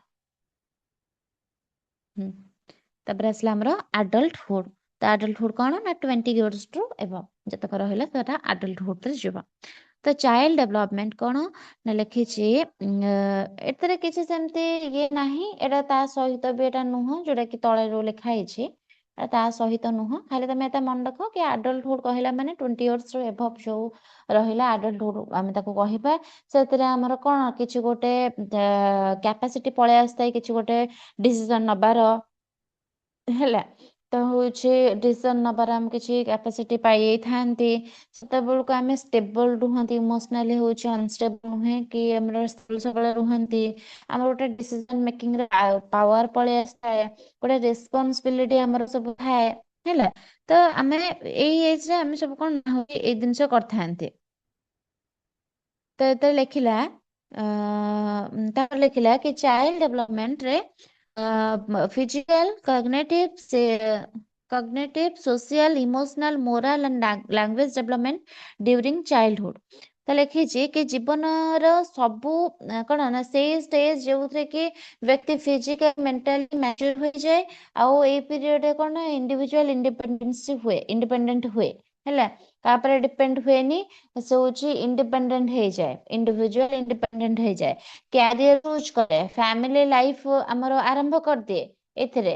ଆଉ ସୋସିଆଲ ରେସପନ୍ସିବିଲିଟି ମଧ୍ୟ ତା ପାଖରେ ରୁହେ, କି କଣ କରିବି କଣ କରିବି ନାହିଁ। ସୋସାଇଟିରେ ରହୁଛି ଯଦି ସୋସାଇଟିର ନୀତି ନିୟମକୁ ମାନେ କଣ ପାଳିବି, କେମିତି କଣ ଆଗକୁ ବଢିବି, ଏସବୁ ଜିନିଷ ରେସପନ୍ସିବିଲିଟି ସବୁ ଏଥିରେ ଥାଏ ହେଲା।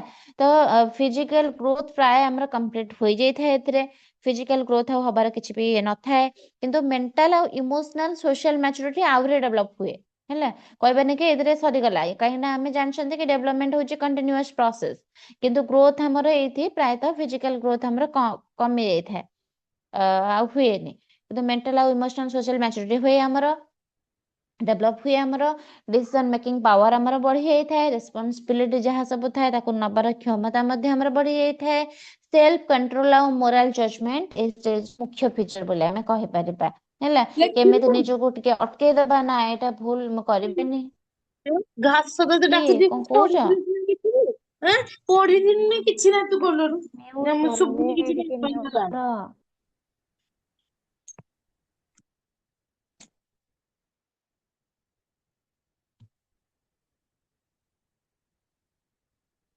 ଜାଣିଛ ମୁଁ ଚମକି ପଡିଲି ଏତେ ଜୋରେ ତମେ ପାଟି କଲ। କିଏ କଣ ଦେଇଛ?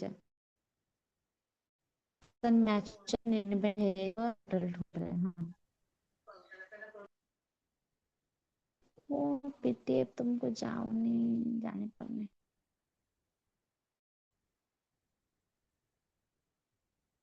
किए अनम्यूट कर हो अनम्यूट करबनी हेले। मु आकी बाबा तुम छात ଉପରେ ଆସି କ୍ଲାସ କରୁଛି, ଅନ୍ଧାର ପୁରା ସବୁଆଡେ, ତମେ ଯୋଉ ଭଳିଆ ଆସିକି ପୁରା ସାଇଲେଣ୍ଟ ରେ ଯୋଉ ଚିଲେଇ ଦଉନ, ମତେ ଲାଗୁଛି ଭୂତ ଆସିଲା ବୋଧେ।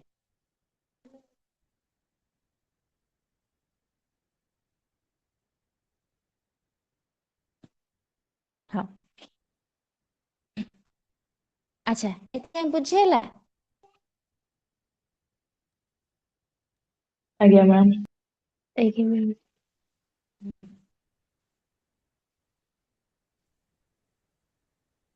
ତାପରେ ଆସିଲା physical development କଣ ଦେଲା ନା physical growth and development means the progressive development of various part of the body and their capacity to functions। ତ physical development ମାନେ କଣ ନା physical growth ଆଉ development ମାନେ ହଉଛି ଶିଶୁର ଶରୀରର ବିଭିନ୍ନ ଅଂଶ କଣ ହେଇଥାଏ ନା ଆସ୍ତେ ଆସ୍ତେ ବଢିବାକୁ ଲାଗିଥାଏ ଆଉ ସେମାନଙ୍କର ଠିକ ଭାବେ କାମ କରିବାର କ୍ଷମତା ମଧ୍ୟ ବିକାଶ କରିଥାଏ। ଖାଲି ଯେ ବଢିଗଲେ ହବ ତା ତ ନୁହେଁ, ବଢିବା ସହିତ କଣ ସେ ଯେମିତି କାମ ଲାଗୁଥିବ, ଯେମିତି କିଛି ଗୋଟେ ତାକୁ ମଶା କାମୁଡୁଛି ସେ ହାତଟା ନେଇକି ବାଡେଇ ପଡୁଥିବ ହେଲା। ଏଥିରେ ହାଇଟ୍ ୱେଟ୍ ବଢିବା, ବୋନ୍ସ ମସଲ ଶକ୍ତିଶାଳୀ ହେବା, ହାତ ଗୋଡ ଠିକ ଭାବରେ ମୁଭ୍ କରିବା, ଏ ସବୁ ଯାକ ଫିଜିକାଲ ଆଉ ଗ୍ରୋଥ ଡେଭଲପମେଣ୍ଟ ହେଇଥାଏ, ଫିଜିକାଲ ଡେଭଲପମେଣ୍ଟ ରେ ହେଇଥାଏ। It is the main character of the living organism. ଏଇଟା କଣ ନା ହଉଛି ଲିଭିଂ ଅର୍ଗାନିଜମ ର ମେନ୍ କ୍ୟାରେକ୍ଟରିଷ୍ଟିକ ଆମେ କହିପାରିବା। ଅର୍ଥାତ୍ କଣ ନା ଜୀବ ଦେହରେ ସବୁଠାରୁ ମୁଖ୍ୟ ବୈଶିଷ୍ଟ୍ୟ ଯାହା ଦ୍ୱାରା କି ଗ୍ରୋ ଜୀବଟି କଣ କରିଥାଏ ନା ଗ୍ରୋ କରିଥାଏ, ପ୍ରପର ୱେରେ ଫଙ୍କସନ କରିଥାଏ, ଯୋଉଟା କି ଫିଜିକାଲି। ଯଦି ସେ ଫିଜିକାଲ ଇଏରେ ତ ଷ୍ଟେବଲ ନାହିଁ, କୌଣସି ପ୍ରକାର ହଉଛି କଣ ତାକୁ କାନ୍ଦ ଲାଗୁଛି ସେ କାନ୍ଦୁଛି, କଷ୍ଟ ହଉଛି ସେ କାନ୍ଦୁଛି, ତାକୁ ହସ ଲାଗିଲେ ସେ ହସିଲା, କିନ୍ତୁ କୌଣସି ପ୍ରକାର ଯଦି ଗ୍ରୋଥ ତାର ହଉଛି କଣ ଫିଜିକାଲ ହିଁ ଗ୍ରୋଥ ଆଉ ଡେଭଲପମେଣ୍ଟ କିଛି ହଉନଥିବ ତ ସେଟା କେମିତି କଣ ହବ। ତ ସେଥିପାଇଁ ଆମର ଏଇ ସ୍ଟେଜ ଟା ଥିଲା, ୟାକୁ ଆମେ କଣ ନା ହଉଛି କୁହନ୍ତି କି ଯେମିତି କି ହଉଛି ଯେତେକ ଅଙ୍ଗ ପ୍ରତ୍ୟଙ୍ଗ ରହିଲା ଏଇଟା ମେନ୍ କ୍ୟାରେକ୍ଟର ଗୋଟେ ମାନେ ଗୋଟେ ଜୀବର ହେଲା, ଗୋଟେ ହଉଛି ମନୁଷ୍ୟର ଏଇଟା ଗୋଟେ ମେନ୍ କ୍ୟାରେକ୍ଟର କି ଫିଜିକାଲ ଡେଭଲପମେଣ୍ଟ ଆମେ କହିପାରିବା ହେଲା। ତ ପ୍ରପର ୱେରେ ଫଙ୍କସନ ଯଦି କରୁଛେ ତାହେଲେ ଆମେ କହିପାରିବା କି ହଁ ତାର ଫିଜିକାଲ ଡେଭଲପମେଣ୍ଟ ବା ଗ୍ରୋଥ ଭଲ ଭାବରେ ହଉଛି। ତ ତାପରେ କହିଛି କି it is determined by variety of factors. Example କଣ ଦେଲା ନା ଇଣ୍ଟରନାଲ ଆଣ୍ଡ ଏକ୍ସଟର୍ନାଲ ଫ୍ୟାକ୍ଟର୍ସ ହେଲା, ଇଣ୍ଟରନାଲ ଆଉ ଏକ୍ସଟର୍ନାଲ ଫ୍ୟାକ୍ଟର। କଣ ଇଣ୍ଟରନାଲ ଏକ୍ସଟର୍ନାଲ ଫ୍ୟାକ୍ଟର ତାହେଲେ କି ଡିଟରମାଇନ୍ ଭେରାଇଟି ଫ୍ୟାକ୍ଟର କହିଛି, ଏମାନେ କଣ ନା ଭେରାଇଟି ଫ୍ୟାକ୍ଟର ଦ୍ୱାରା ଡିଟରମାଇନ୍ ଏଟା ହୁଏ। ଅର୍ଥାତ୍ କଣ ନା ଇଣ୍ଟରନାଲ ଫ୍ୟାକ୍ଟର ଯେମିତି କି ଭିତରୁ କୌଣସି ପ୍ରକାର କାରକକୁ ଯୋଉଟା କି ଆମେ ଇଣ୍ଟରନାଲ ଫ୍ୟାକ୍ଟର ବୋଲି କୁହନ୍ତି, ଆଉ ଏକ୍ସଟର୍ନାଲ ଫ୍ୟାକ୍ଟର ଯୋଉଟା କି ବାହାରୁ ଆସୁଥିବା କାରକକୁ ଆମେ ଏକ୍ସଟର୍ନାଲ ଫ୍ୟାକ୍ଟର ବୋଲି କୁହନ୍ତି ହେଲା। ଏହାର କଣ ଏହା ହଉଛି ଇଣ୍ଟରନାଲ ଫ୍ୟାକ୍ଟର ଆଉ ଏକ୍ସଟର୍ନାଲ ଫ୍ୟାକ୍ଟର ଦିଟା ଯାକ ନିର୍ଭର କରିବ କୌଣସି ପ୍ରକାର ଆମର ହଉଛି କଣ ନା ଭଲ ଭାବରେ ଗ୍ରୋଥ ଆଉ ଡେଭଲପମେଣ୍ଟ ହବା ପାଇଁ। ଯେମିତି କି ଇଣ୍ଟରନାଲ ଫ୍ୟାକ୍ଟର ଯଦି କହିବା ତାହେଲେ ସେଟା କଣ ନା ହେରିଡିଟିକୁ ବୁଝେଇବ। ଯଦି ମା ବାପା ଉଚ୍ଚା ଥିବେ ଲମ୍ବା ଥିବେ ତାହେଲେ ଶିଶୁଟି ବି ଲମ୍ବାଟେ ହବ ହେଲା, ଡେଙ୍ଗାଟେ ହବ।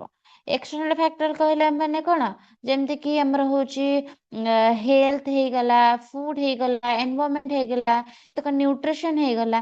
ଯଦି ଆମେ ଭଲ ଭାବରେ ଖାଦ୍ୟ ଖାଇବା, ଯଦି ଆମେ ଦେହକୁ ଭଲ ଭାବରେ ରଖିବା, ଯଦି ଆମେ ଯୋଉ ଏନଭାରମେଣ୍ଟ ରହୁଛନ୍ତି ସେଟା ଯଦି ଭଲ ସୁଷମ ପୁରା ଭଲ ଥିବ ତାହେଲେ କଣ ଭଲ ଖାଦ୍ୟ ଖାଇବା, ସୁସ୍ଥ ପରିବେଶରେ ରହିବା ହେଲା, ତ ହଉଛି ସମସ୍ତଙ୍କ ସହିତ ମିଶିକି ଚଳିବା, ତ ଶିଶୁର କଣ ହବ ଭଲ ଗ୍ରୋଥ ହବ, ଭଲ ଭାବରେ ସେ ବଢିବ ହେଲା। ଯଦି ଗୋଟେ ଛୁଆଟେ ଖାଲି ପକେଇଦବା ନେଇକି ବଣ ଜଙ୍ଗଲରେ ସେ ସେମିତି ତାର ହଉଛି ଖାଲି ଖାଇବା ପଠେଇଦବା ତାର ଗଛ ପତ୍ର ଖାଇ ପିଇକି ତାର ବଢିଲେ କଣଟା ହବ, ତାର ସେ ଭଲ ଭାବରେ ଚାଲି ପାରିବନି। ସୋସାଇଟିରେ ସିନା ରହିଲେ ଏନଭାରମେଣ୍ଟ ସିନା ଦେଖିବେ, ହଁ ଏମିତି ଚାଲିବାର ଅଛି ସେମିତି ଚାଲିବାର ଅଛି, ଜଣେ ଯଦି ଆସି କଥା କହିବ ତାଠୁ କଥା ଶିଖିବ କି କଣ। ତ ଯଦି ଆମର ଏକ୍ସଟର୍ନାଲ ଇଏରେ ହିଁ କିଛି ଠିକ ନଥିବ ତ ଏଇଟା ଆଫେକ୍ଟ କରିବ। ଇଣ୍ଟରନାଲ ଯେମିତି କି ଆମର ଯଦି ବଂଶରେ କାହାର ଗୋଟେ ସେ କଣ ନା ଗୋଟେ ହଉଛି ସିପି ଚାଇଲ୍ଡ ଯଦି ତାଙ୍କ ବାପା କି ତାଙ୍କର ଭାଇ କି ଏମିତି ଟାଇପର ହେଇଥିବ ତ ହେରିଡିଟି ବି ଆଫେକ୍ଟ କରିବ। ତ ସେଥିପାଇଁ ଗୋଟେ ଆମର ଫିଜିକାଲ ଡେଭଲପମେଣ୍ଟ କି ଗ୍ରୋଥ ଆଉ ଡେଭଲପମେଣ୍ଟ ଭିତରେ ଆମର ଇଣ୍ଟରନାଲ ଫ୍ୟାକ୍ଟର ଆଉ ଏକ୍ସଟର୍ନାଲ ଫ୍ୟାକ୍ଟର ଦିଟାଙ୍କ ଆଫେକ୍ଟ କରେ। ତ ଦିଟାଙ୍କ ଏମିତି ଭଲ ଭାବରେ ରହିବା ଆବଶ୍ୟକ ହେଲା। ତାପରେ ସେ କହିଲା କି ହଁ ଗୋଟେ second, the internal factor include heredity, sex, secretion of the douglas or endocrine glands etc।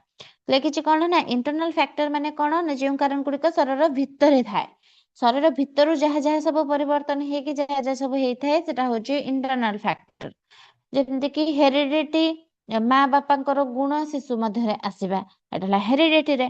Sex ଯେମିତି କି ପୁଅ କିମ୍ବା ଝିଅ ହେଲା ପୁଅ କିମ୍ବା ଝିଅ ତାଙ୍କର ଗୁଣ ଯୋଉ ଭଳିଆ ଟାଇପର ପୁଅର ଯେମିତି ଝିଅର ଯେମିତି ତାଙ୍କ ହିସାବରେ ସେଟା ଆସିବା ସେଟା ହେଇଗଲା ଗୋଟେ ଏଣ୍ଡୋକ୍ରାଇନ ଯୋଉଟା କି ଡକ୍ଟଲେସ୍ ଗ୍ଲାଣ୍ଡସ୍ ଆଉ ସେକ୍ରେସନ ବୋଲି ଆମେ କହୁଛନ୍ତି ହରମୋନ୍ସ ଯାହା ଗ୍ରୋଥ ଆଉ ଡେଭଲପମେଣ୍ଟ କୁ କଣ୍ଟ୍ରୋଲ କରିଥାଏ ହେଲା ହରମୋନ ନେଇକି ଯୋଉ ଗ୍ରୋଥ ଆଉ ଡେଭଲପମେଣ୍ଟ କଣ୍ଟ୍ରୋଲ ହେଇଥାଏ ସେଟା ମଧ୍ୟ ଗୋଟେ ଫ୍ୟାକ୍ଟର ହେଇପାରିବ ତ ଏହି ଇଣ୍ଟରନାଲ ଫ୍ୟାକ୍ଟର ମାନେ କଣ କରିଥାନ୍ତି ନା ଶିଶୁର ଫିଜିକାଲ ଗ୍ରୋଥ ଆଉ ଡେଭଲପମେଣ୍ଟ ଉପରେ ପ୍ରଭାବ ପକେଇଥାନ୍ତି ତାପରେ ଏକ୍ସଟର୍ନାଲ ଫ୍ୟାକ୍ଟର କଣ ଦେଇଛି ଲେଖିଛି କି the external factor endless sunlight air food fatigue exercise and work etcetera ଲେଖିଛି କି ଏକ୍ସଟର୍ନାଲ ଫ୍ୟାକ୍ଟର ମାନେ ହଉଛି କଣ ନା ହଉଛି ବାହାର ପରିବେଶରୁ ଯାହା ଯାହା ସବୁ ଆସିଥାଏ ଯାହା ଯାହା ସବୁ ସାମିଲ ହୋଇଥାଏ ତାକୁ ଆମେ କଣ ନା ଏକ୍ସଟର୍ନାଲ ଫ୍ୟାକ୍ଟର ବୋଲି ଆମେ କୁହନ୍ତି ଏଥିରେ କଣ ସାମିଲ ହୁଅନ୍ତି ନା ଯେମିତି କି ସନଲାଇଟ୍ ହେଇଗଲା ଏୟାର ହେଇଗଲା ହେଲା ଗୋଟେ ଶୁଦ୍ଧ ବାୟୁ ହେଇଗଲା ପୁଷ୍ଟିକର ଖାଦ୍ୟ ହେଇଗଲା ହେଲା ଯେତେ ପ୍ରକାର ସବୁ ଅଭ୍ୟାସ କାମ ହେଲା ତ ଏ ସବୁ ଜିନିଷ ହଉଛି ଆମର ଏକ୍ସଟର୍ନାଲ ଫ୍ୟାକ୍ଟର ଯାହାକି ଆମର ଗ୍ରୋଥ ଆଉ ଡେଭଲପମେଣ୍ଟ କୁ ଆଫେକ୍ଟ କରେ ଫିଜିକାଲ ଗ୍ରୋଥ ଆଉ ଡେଭଲପମେଣ୍ଟ କୁ କଣ ବଢେଇବା ବା କମେଇବାରେ ତାଙ୍କର ଭୂମିକା ଲିଭେଇଥାନ୍ତି ହେଲା ଏଟା ଥିଲା ଆମର କଣ ନା ହଉଛି ଏକ୍ସଟର୍ନାଲ ଆଉ ଇଣ୍ଟରନାଲ ଫ୍ୟାକ୍ଟର ତାପରେ ଦେଇଛି process growth development of Humane R divided into following stages ତ ଆମର ଯୋଉ ଗ୍ରୋଥ ଆଉ ଡେଭଲପମେଣ୍ଟ ଅଛି ହ୍ୟୁମାନ ର ସେଟା ଡିଭାଇଡ ହେଇଛି ଏଇ ସବୁ ଷ୍ଟେଜେସ୍ ରେ କଣ infancy stage early childhood stage later childhood stage childhood stage ଆଉ ଗୋଟେ ହେଲା ଆଡୋଲେସେନ୍ସ ଷ୍ଟେଜ ତ ଆମର କଣ ନା ହ୍ୟୁମାନ ଗ୍ରୋଥ ଆଉ ଡେଭଲପମେଣ୍ଟ ର ପ୍ରୋସେସ କୁ କିଛି ଷ୍ଟେଜ ରେ ଡିଭାଇଡ କରାଯାଇଛି ଯାହା ଦ୍ୱାରା କଣ ନା ମଣିଷ ବୃଦ୍ଧି ଆଉ ବିକାଶ ସହଜରେ ହେଇପାରିବ ଇନଫାନ୍ସି ତ ଆମେ ଜାଣିଛନ୍ତି ଜନ୍ମ ପରେ ଥିବା ଯୋଉ ସବୁ ଅବସ୍ଥା ରହିଛି ଆରମ୍ଭ ହୁଏ ଆମର ଜନ୍ମରୁ 2 ବର୍ଷର ଶେଷ ହେଇଥାଏ ଯେଉଁଠି ଶିଶୁ କଣ କରିଥାଏ ନା ଧୀରେ ଧୀରେ ଚାଲିଥାଏ କଥା କହିଥାଏ ଆସ୍ତେ ଆସ୍ତେ ଠିଆ ହେଇଥାଏ ସୋସାଇଟି ସହିତ ଟିକେ ଟିକେ ମିଶିଥାଏ ଏଟା ହଉଛି ଆମର ଇନଫାନ୍ସି ଆର୍ଲି ଚାଇଲ୍ଡହୁଡ କଣ ନା ଏଇ ଷ୍ଟେଜରେ ଆମର ଶିଶୁ ଖେଳିବା ଶିଖିଥାଏ ଟିକେ ଟିକେ କଥା କହିବା ଶିଖିଥାଏ ସାଧାରଣ ଗୋଟେ ଗୋଟେ କାମ ମଧ୍ୟ ଶିଖିଥାଏ ଏଟା ହଉଛି ଆର୍ଲି ଚାଇଲ୍ଡହୁଡ ଲାଟର ଚାଇଲ୍ଡହୁଡ କଣ ନା ଏଇ ସ୍କୁଲ ଯିବାର ପିରିୟଡ ବୋଲି ଆମେ କହନ୍ତି ୟାକୁ ଯୋଉଠି କି ଶିଶୁ ଫିଜିକାଲ ମେଣ୍ଟାଲ ସୋସିଆଲ ଡେଭଲପମେଣ୍ଟ ତାଙ୍କର ଅଧିକ ହୋଇଥାଏ କିଛି ଗୋଟେ ଧରିବାର କାପାସିଟି ରଖିଥାନ୍ତି କିଛି ଗୋଟେ ହୋଲ୍ଡ କରିବାର କାପାସିଟି ରଖିଥାନ୍ତି ହେଲା ଇମୋସନାଲି ସେମାନେ ଟିକେ ଟିକେ ଷ୍ଟେବୁଲ ହେଇଯାଇଥାନ୍ତି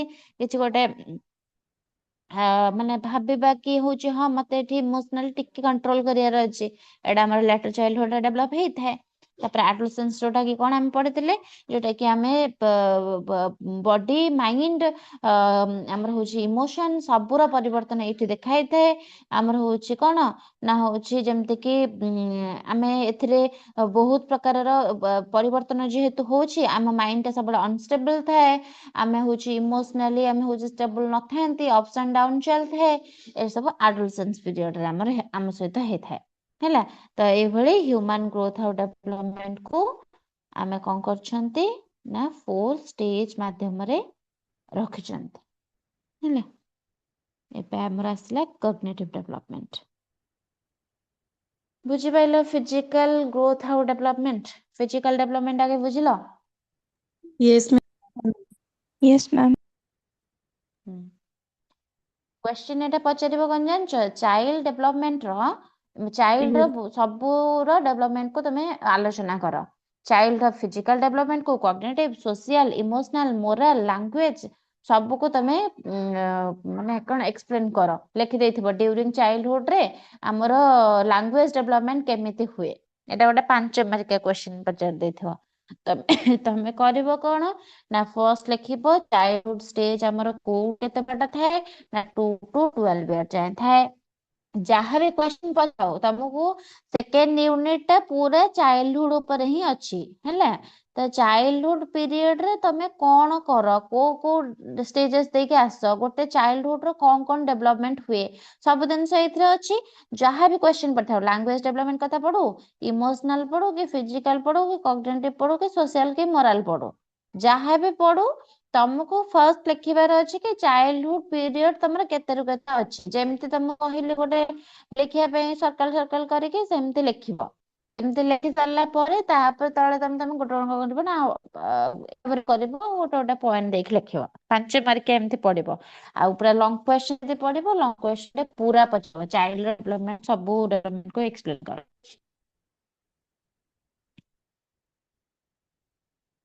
ହୁଁ। ତାପରେ ହେଲା କଗ୍ନିଟିଭ ଡେଭଲପମେଣ୍ଟ। କଗ୍ନିଟିଭ ଡେଭଲପମେଣ୍ଟ କଣ? Cognitive development is an important aspect of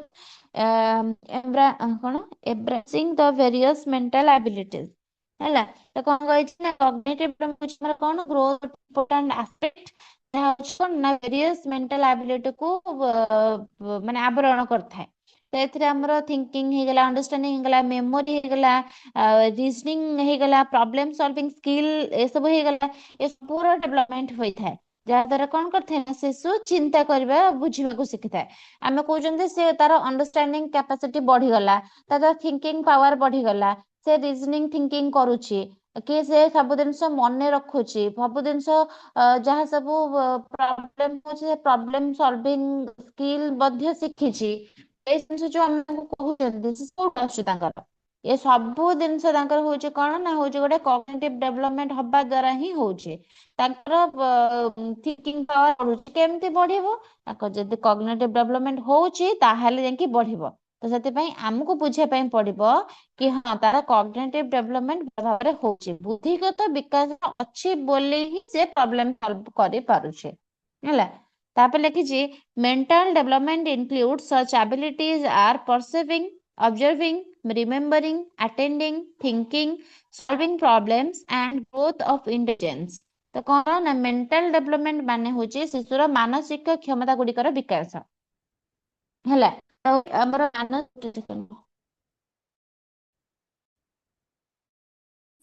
ହେଲା ତ ମେଣ୍ଟାଲ ମାନେ ହଉଛି କଣ ନା ଶିଶୁର ମାନସିକ କ୍ଷମତା ଗୁଡିକର ବିକାଶ।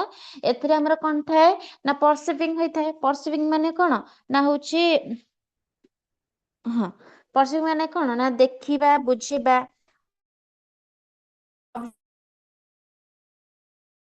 ମ୍ୟାମ୍ ଭଏସ୍ କ୍ଲିୟର ଆସୁନି।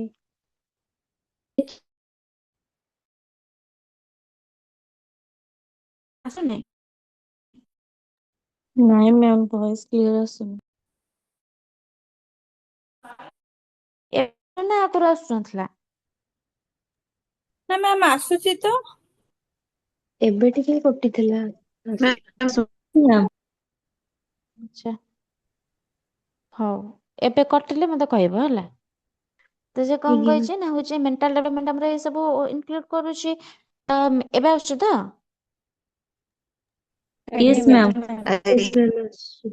ହଁ ତ ହଉଛି ଆମର ମେଣ୍ଟାଲ ଡେଭଲପମେଣ୍ଟ କଣ କରୁଛି ନା ଆମର ମାନସିକ କ୍ଷମତାର ବିକାଶ ଯାହା ସବୁ ସେଗୁଡାକ ହିଁ ମେଣ୍ଟାଲ ଡେଭଲପମେଣ୍ଟ ବୋଲି କୁହାଯାଉଛି। ଯେମିତି କି ମେଣ୍ଟାଲି ସେ କଣ କରୁଛି ନା ହଉଛି ଗୋଟେ ଜିନିଷ ଦେଖିକି ଯେମିତି କି ସେ ବୁଝି ପାରୁଛି। ହେଲା ପରସିଭିଂ କାପାସିଟି ତା ପାଖରେ ଅଛି। ଅବଜର୍ଭ କରିପାରୁଛି, ଧ୍ୟାନ ଦେଇକି ଦେଖିବାର ଶକ୍ତି ସେ ରଖୁଛି। ମନେ ରଖିବାର କାପାସିଟି ରିମେମ୍ବରିଂ ତ ସେ ଜିନିଷ ରହୁଛି। ଆଟେଣ୍ଡିଂ ଯୋଉଟା କି ଧ୍ୟାନ ଦେବା, କୌଣସି ପ୍ରକାର କି କୁହନ୍ତି କି ଆମେ ଆଟେଣ୍ଡିଂ ହେଇକି ଶୁଣ। ତ କଣ ସେ ଧ୍ୟାନ ଦେଇକି ଯେମିତି ଶୁଣି ପାରୁଛି। କାହିଁକି? ତାର ହଉଛି ମେଣ୍ଟାଲ ଡେଭଲପମେଣ୍ଟ ଅଛି। ଡେଭଲପମେଣ୍ଟ ତାଙ୍କର ନଥିଲେ କଗ୍ନିଟିଭ ଡେଭଲପମେଣ୍ଟ ନହେଲେ ଏସବୁ କରିପାରିବେନି। ଥିଙ୍କିଂ ପାୱାର ତାଙ୍କର ବଢୁଛି। କେମିତି? ଚିନ୍ତା କରିବାର ଶକ୍ତି। କାହିଁକି ନା ତାର ହଉଛି ମେଣ୍ଟାଲ ଆବିଲିଟି ସେତିକି ଅଛି। ପ୍ରୋବ୍ଲେମ ସଲଭିଂ ଯୋଉଟା କି ସମସ୍ୟା ସମାଧାନ କରିବାର କାପାସିଟି। ଆଉ ଗୋଟେ ହଉଛି କଣ ନା ଇଣ୍ଟେଲିଜେନ୍ସ ଅଫ ଗ୍ରୋଥ ଯୋଉଟା କି ଏସବୁ ଦ୍ଵାରା ହିଁ ତାର ହଉଛି କଣ ଆମେ ଗ୍ରୋଥର ଇଣ୍ଟେଲିଜେନ୍ସ ଟା ଆମେ ଜାଣିପାରୁଛନ୍ତି ବା ଦେଖିପାରୁଛନ୍ତି। ତ ତାପରେ କହିଛି କି it is a continuous process. It affected by the factor like maturation, learning and education. ତ ଏହା ଗୋଟେ କଣ ନା କଣ୍ଟିନ୍ୟୁଅସ୍ ପ୍ରୋସେସ ବୋଲି ଆମେ କହିପାରିବା। ଅର୍ଥାତ କଣ ଏହା ଧୀରେ ଧୀରେ ଆମର ଚାଲିଥାଏ।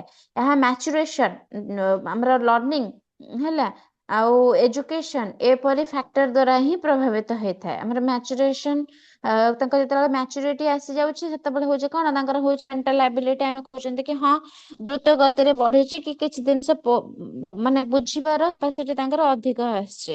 କିଛି ଜିନିଷ ସେ ମାନେ ଶିଖୁଛନ୍ତି, ଲର୍ନ କରୁଛନ୍ତି। ସେଟା କଣ ନା ହଉଛି ତାଙ୍କର ଡେଭଲପ ହଉଛି ବୋଲି ହିଁ ସେ ଲର୍ନ କରିପାରୁଛନ୍ତି। ଏସବୁ ଫ୍ୟାକ୍ଟର ମଧ୍ୟ ତାଙ୍କୁ କଣ ନା ପ୍ରଭାବିତ କରିଥାଏ। ତାପରେ କହୁଛି the child develops the ability to different people and things around him in the stage of infancy। ତ infancy stage ରେ ଆମର କଣ ନା ଶିଶୁ ଧୀରେ ଧୀରେ ତାଙ୍କ ଚାରିପାଖରେ ଥିବା people ତାଙ୍କର things ଏସବୁକୁ ଅଲଗା କରି ଚିହ୍ନିବା ability ବିକାଶ କରିଥାନ୍ତି। ଯେମିତି କି ଗୋଟେ ଛୋଟ ପିଲାଟେ ମାଆକୁ ଦେଖିଲେ କଣ କରିଥାଏ ନା ହସେ ହେଲା, କିନ୍ତୁ ଅଜଣା ଲୋକକୁ ଯଦି ଦେଖିବ ସେ କଣ କରିବ, ଡରିବ, କାନ୍ଦିବ। ସେହିପରି ଆମର ଖେଳନାକୁ ଯେତେବେଳେ ଦେଖିବ ସେତେବେଳେ କଣ କହୁଛି ନା ଖେଳନା ଦେଖିଲେ ମାନେ ହସୁଛି କି ଖେଳିବା ପାଇଁ ଆଗ୍ରହ ପ୍ରକାଶ କରୁଛି। ଯେତେବେଳେ ଗୋଟେ ସେମିତି ଗୋଟେ କଣ ଗୋଟେ ଥୁଆ ହେଇଥିବ, ଏଇଟା ଖେଳନା ହେଇନଥିବ କିନ୍ତୁ ଗୋଟେ ବସ୍ତୁଟେ ଥୁଆ ହେଇଥିବ, କିନ୍ତୁ ତାକୁ ଦେଖିଲେ ତାର କିଛି ବି ରିଆକ୍ସନ ନାହିଁ। ତାମାନେ କଣ ସିଏ ଡିଫରେଣ୍ଟ ପିପଲ ମାନଙ୍କୁ ଦେଖେଇକି ଡିଫରେଣ୍ଟ ଥିଙ୍ଗସ୍ ସବୁ ଆରାଉଣ୍ଡ ରେ ଦେଖିଲେ ତାଙ୍କର ହଉଛି କଣ ଆବିଲିଟି ଜଣା ପଡେ କି ହଉଛି ହଁ ତାଙ୍କର ଏମିତିଆ ଟାଇପ ର ସେ କଣ ନା ହଉଛି ଦେଖଉଛନ୍ତି, ହସୁଛନ୍ତି, କାନ୍ଦୁଛନ୍ତି କି କଣ କରୁଛନ୍ତି, ଏସବୁ ଦେଖିକି ହିଁ ଆମେ କଣ କରନ୍ତି ନା ଜାଣିପାରନ୍ତି କି ହଁ ତାଙ୍କର ମେଣ୍ଟାଲ ଆବିଲିଟି ଠିକ ଠାକ ଅଛି, ତାଙ୍କର ଡେଭଲପମେଣ୍ଟ ହଉଛି। ଯୋଉମାନେ ସବୁ ସିପି ଚାଇଲ୍ଡ ସବୁ ସେମାନେ ସେମିତି ଦେଖୁଥିବେ ଖେଳନା, ନା ହସୁଥିବେ ନା କାନ୍ଦୁଥିବେ, କିଛି ନାହିଁ ତାଙ୍କର ରିଆକ୍ସନ। ତାମାନେ କଣ ତାଙ୍କର କଗ୍ନିଟିଭ ଡେଭଲପମେଣ୍ଟ ହଉନି ହେଲା, ତାଙ୍କର କଗ୍ନିଟିଭ ଡେଭଲପମେଣ୍ଟ ହଉନି। ତାପରେ ଆସିଲା କଣ ହଁ ତାପରେ କଣ କହିଛି during childhood period the child begin think symbolically। ତ ଚାଇଲ୍ଡହୁଡ ପିରିୟଡରେ ଶିଶୁ କଣ କରେ ନା ସିମ୍ବଲିକାଲ ଥିଙ୍କ କରିବା ଆରମ୍ଭ କରିଥାଏ। ଅର୍ଥାତ୍ କଣ ନା ହଉଛି କିଛି ବସ୍ତୁକୁ ଅନ୍ୟ କିଛିର ସିମ୍ବଲ ଭାବେ ବୁଝିକି ସେ ଶିଖିଥାଏ। ଯେମିତି କି ଏକ୍ଜାମ୍ପଲ ନବା କି ଗୋଟେ ଖେଳନା ହେଲା, ଗୋଟେ ଖେଳନା କାର ବୋଲି ତାକୁ ଭାବେ, ଗୋଟେ ଛୋଟଟେ କଣ କରୁଥିବ ଖେଳନା କାରକୁ ସେ ଭାବେ କି ନାଇଁ ଏଇଟା ହଉଛି ସତ କାର, ଏଥିରେ ମୁଁ ବସିକି ଯିବି। ଗୋଟେ ଡ୍ରଇଂ ରେ ଗୋଟିଏ ଗୋଲ ଆକୃତିରେ ତାକୁ ଗୋଟେ କରିଦବା, ଗୋଟେ ସନ୍ ଭଳିଆ ଆଙ୍କିଦବା, ସେ ସେଇଟା ହିଁ ସତ ସନ୍ ବୋଲି ଭାବିଦବ ହେଲା। ତ ସେ ସିମ୍ବଲିକ ଥିଙ୍କିଙ୍ଗ ତାଙ୍କର ଡେଭଲପମେଣ୍ଟ ହେଇଥାଏ। ଗୋଟେ ସିମ୍ବଲ ଦ୍ଵାରା ଆମେ ତାକୁ ଶିଖାନ୍ତି, ଜଣାନ୍ତି କି ହଁ ଏଇଟା ହଉଛି ଏମିତି। ଯେମିତି କି ଆମେ କହୁଛନ୍ତି ଏ ଫର ଆପଲ, ଯଦି ସିମ୍ବଲ ସେଠି ଥିବ ତାଙ୍କ ମାଇଣ୍ଡରେ ପଳାଇଯିବ ହଁ ଆପଲ ଏମିତି ଦେଖିବା ପାଇଁ, ଏଇଟା ହଉଛି ଆପଲ, ତ ଏ ଫର ହଉଛି ଆପଲ, ତ ଏମିତି ଟାଇପର ସେମାନେ ମନେ ରଖନ୍ତି। ତ ସିମ୍ବଲିକ ଥିଙ୍କିଙ୍ଗ ତାଙ୍କର ଡେଭଲପମେଣ୍ଟ ହେଇଥାଏ ଆମର ଚାଇଲ୍ଡହୁଡ ପିରିୟଡରେ ହେଲା, ବୁଝିହେଲା? Yes, ଆଜ୍ଞା ma'am. Ma'am. Yes ma'am. Yes, ma'am.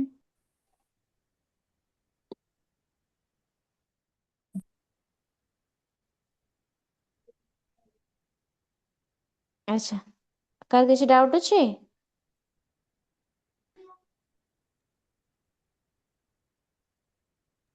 Ma'am ଆଉ ଥରେ ପ୍ରି ନାଟାଲ ପିରିୟଡ ଟା ଟିକେ ବୁଝେଇ ଦେଇଥାନ୍ତେ। ପ୍ରିନେଟାଲ, ହଉ ଠିକ ଅଛି, ମୁଁ ତ କାଲି କ୍ଲାସ କରିବି, ମୁଁ କାଲି ବୁଝେଇଦେବି। ଆଜି ଟିକେ ନେଟୱାର୍କ ଅପଡାଉନ ହଉଛି, ମୁଁ କାଲି ତମକୁ ଏଇଟା ବୁଝେଇଦେବି ହେଲା, ଯୋଉଟା ଡାଉଟ୍ ଅଛି। ମତେ ଖାଲି ଆଜ୍ଞା ମ୍ୟାମ୍। କହିଦିଅ କଣ ଡାଉଟ୍ ଅଛି, ମୁଁ ତମକୁ କାଲି ବୁଝେଇଦେବି। ପ୍ରିନେଟାଲ ତ ଆଜ୍ଞା। ଆଜ୍ଞା ମ୍ୟାମ୍। ମ୍ୟାମ୍ ଚାଇଲ୍ଡ ଡେଭଲପମେଣ୍ଟ ଟା କେମିତି ଚାଇଲ୍ଡ ଡେଭଲପମେଣ୍ଟ କେମିତି ଲେଖିବ କଣ କହୁଛ? ଚାଇଲ୍ଡ ଡେଭଲପମେଣ୍ଟ ଆଉ କେମିତି ଲାଟର ଲେଖିବ ନା କଣ? ଚାଇଲ୍ଡହୁଡ କେମିତି କଣ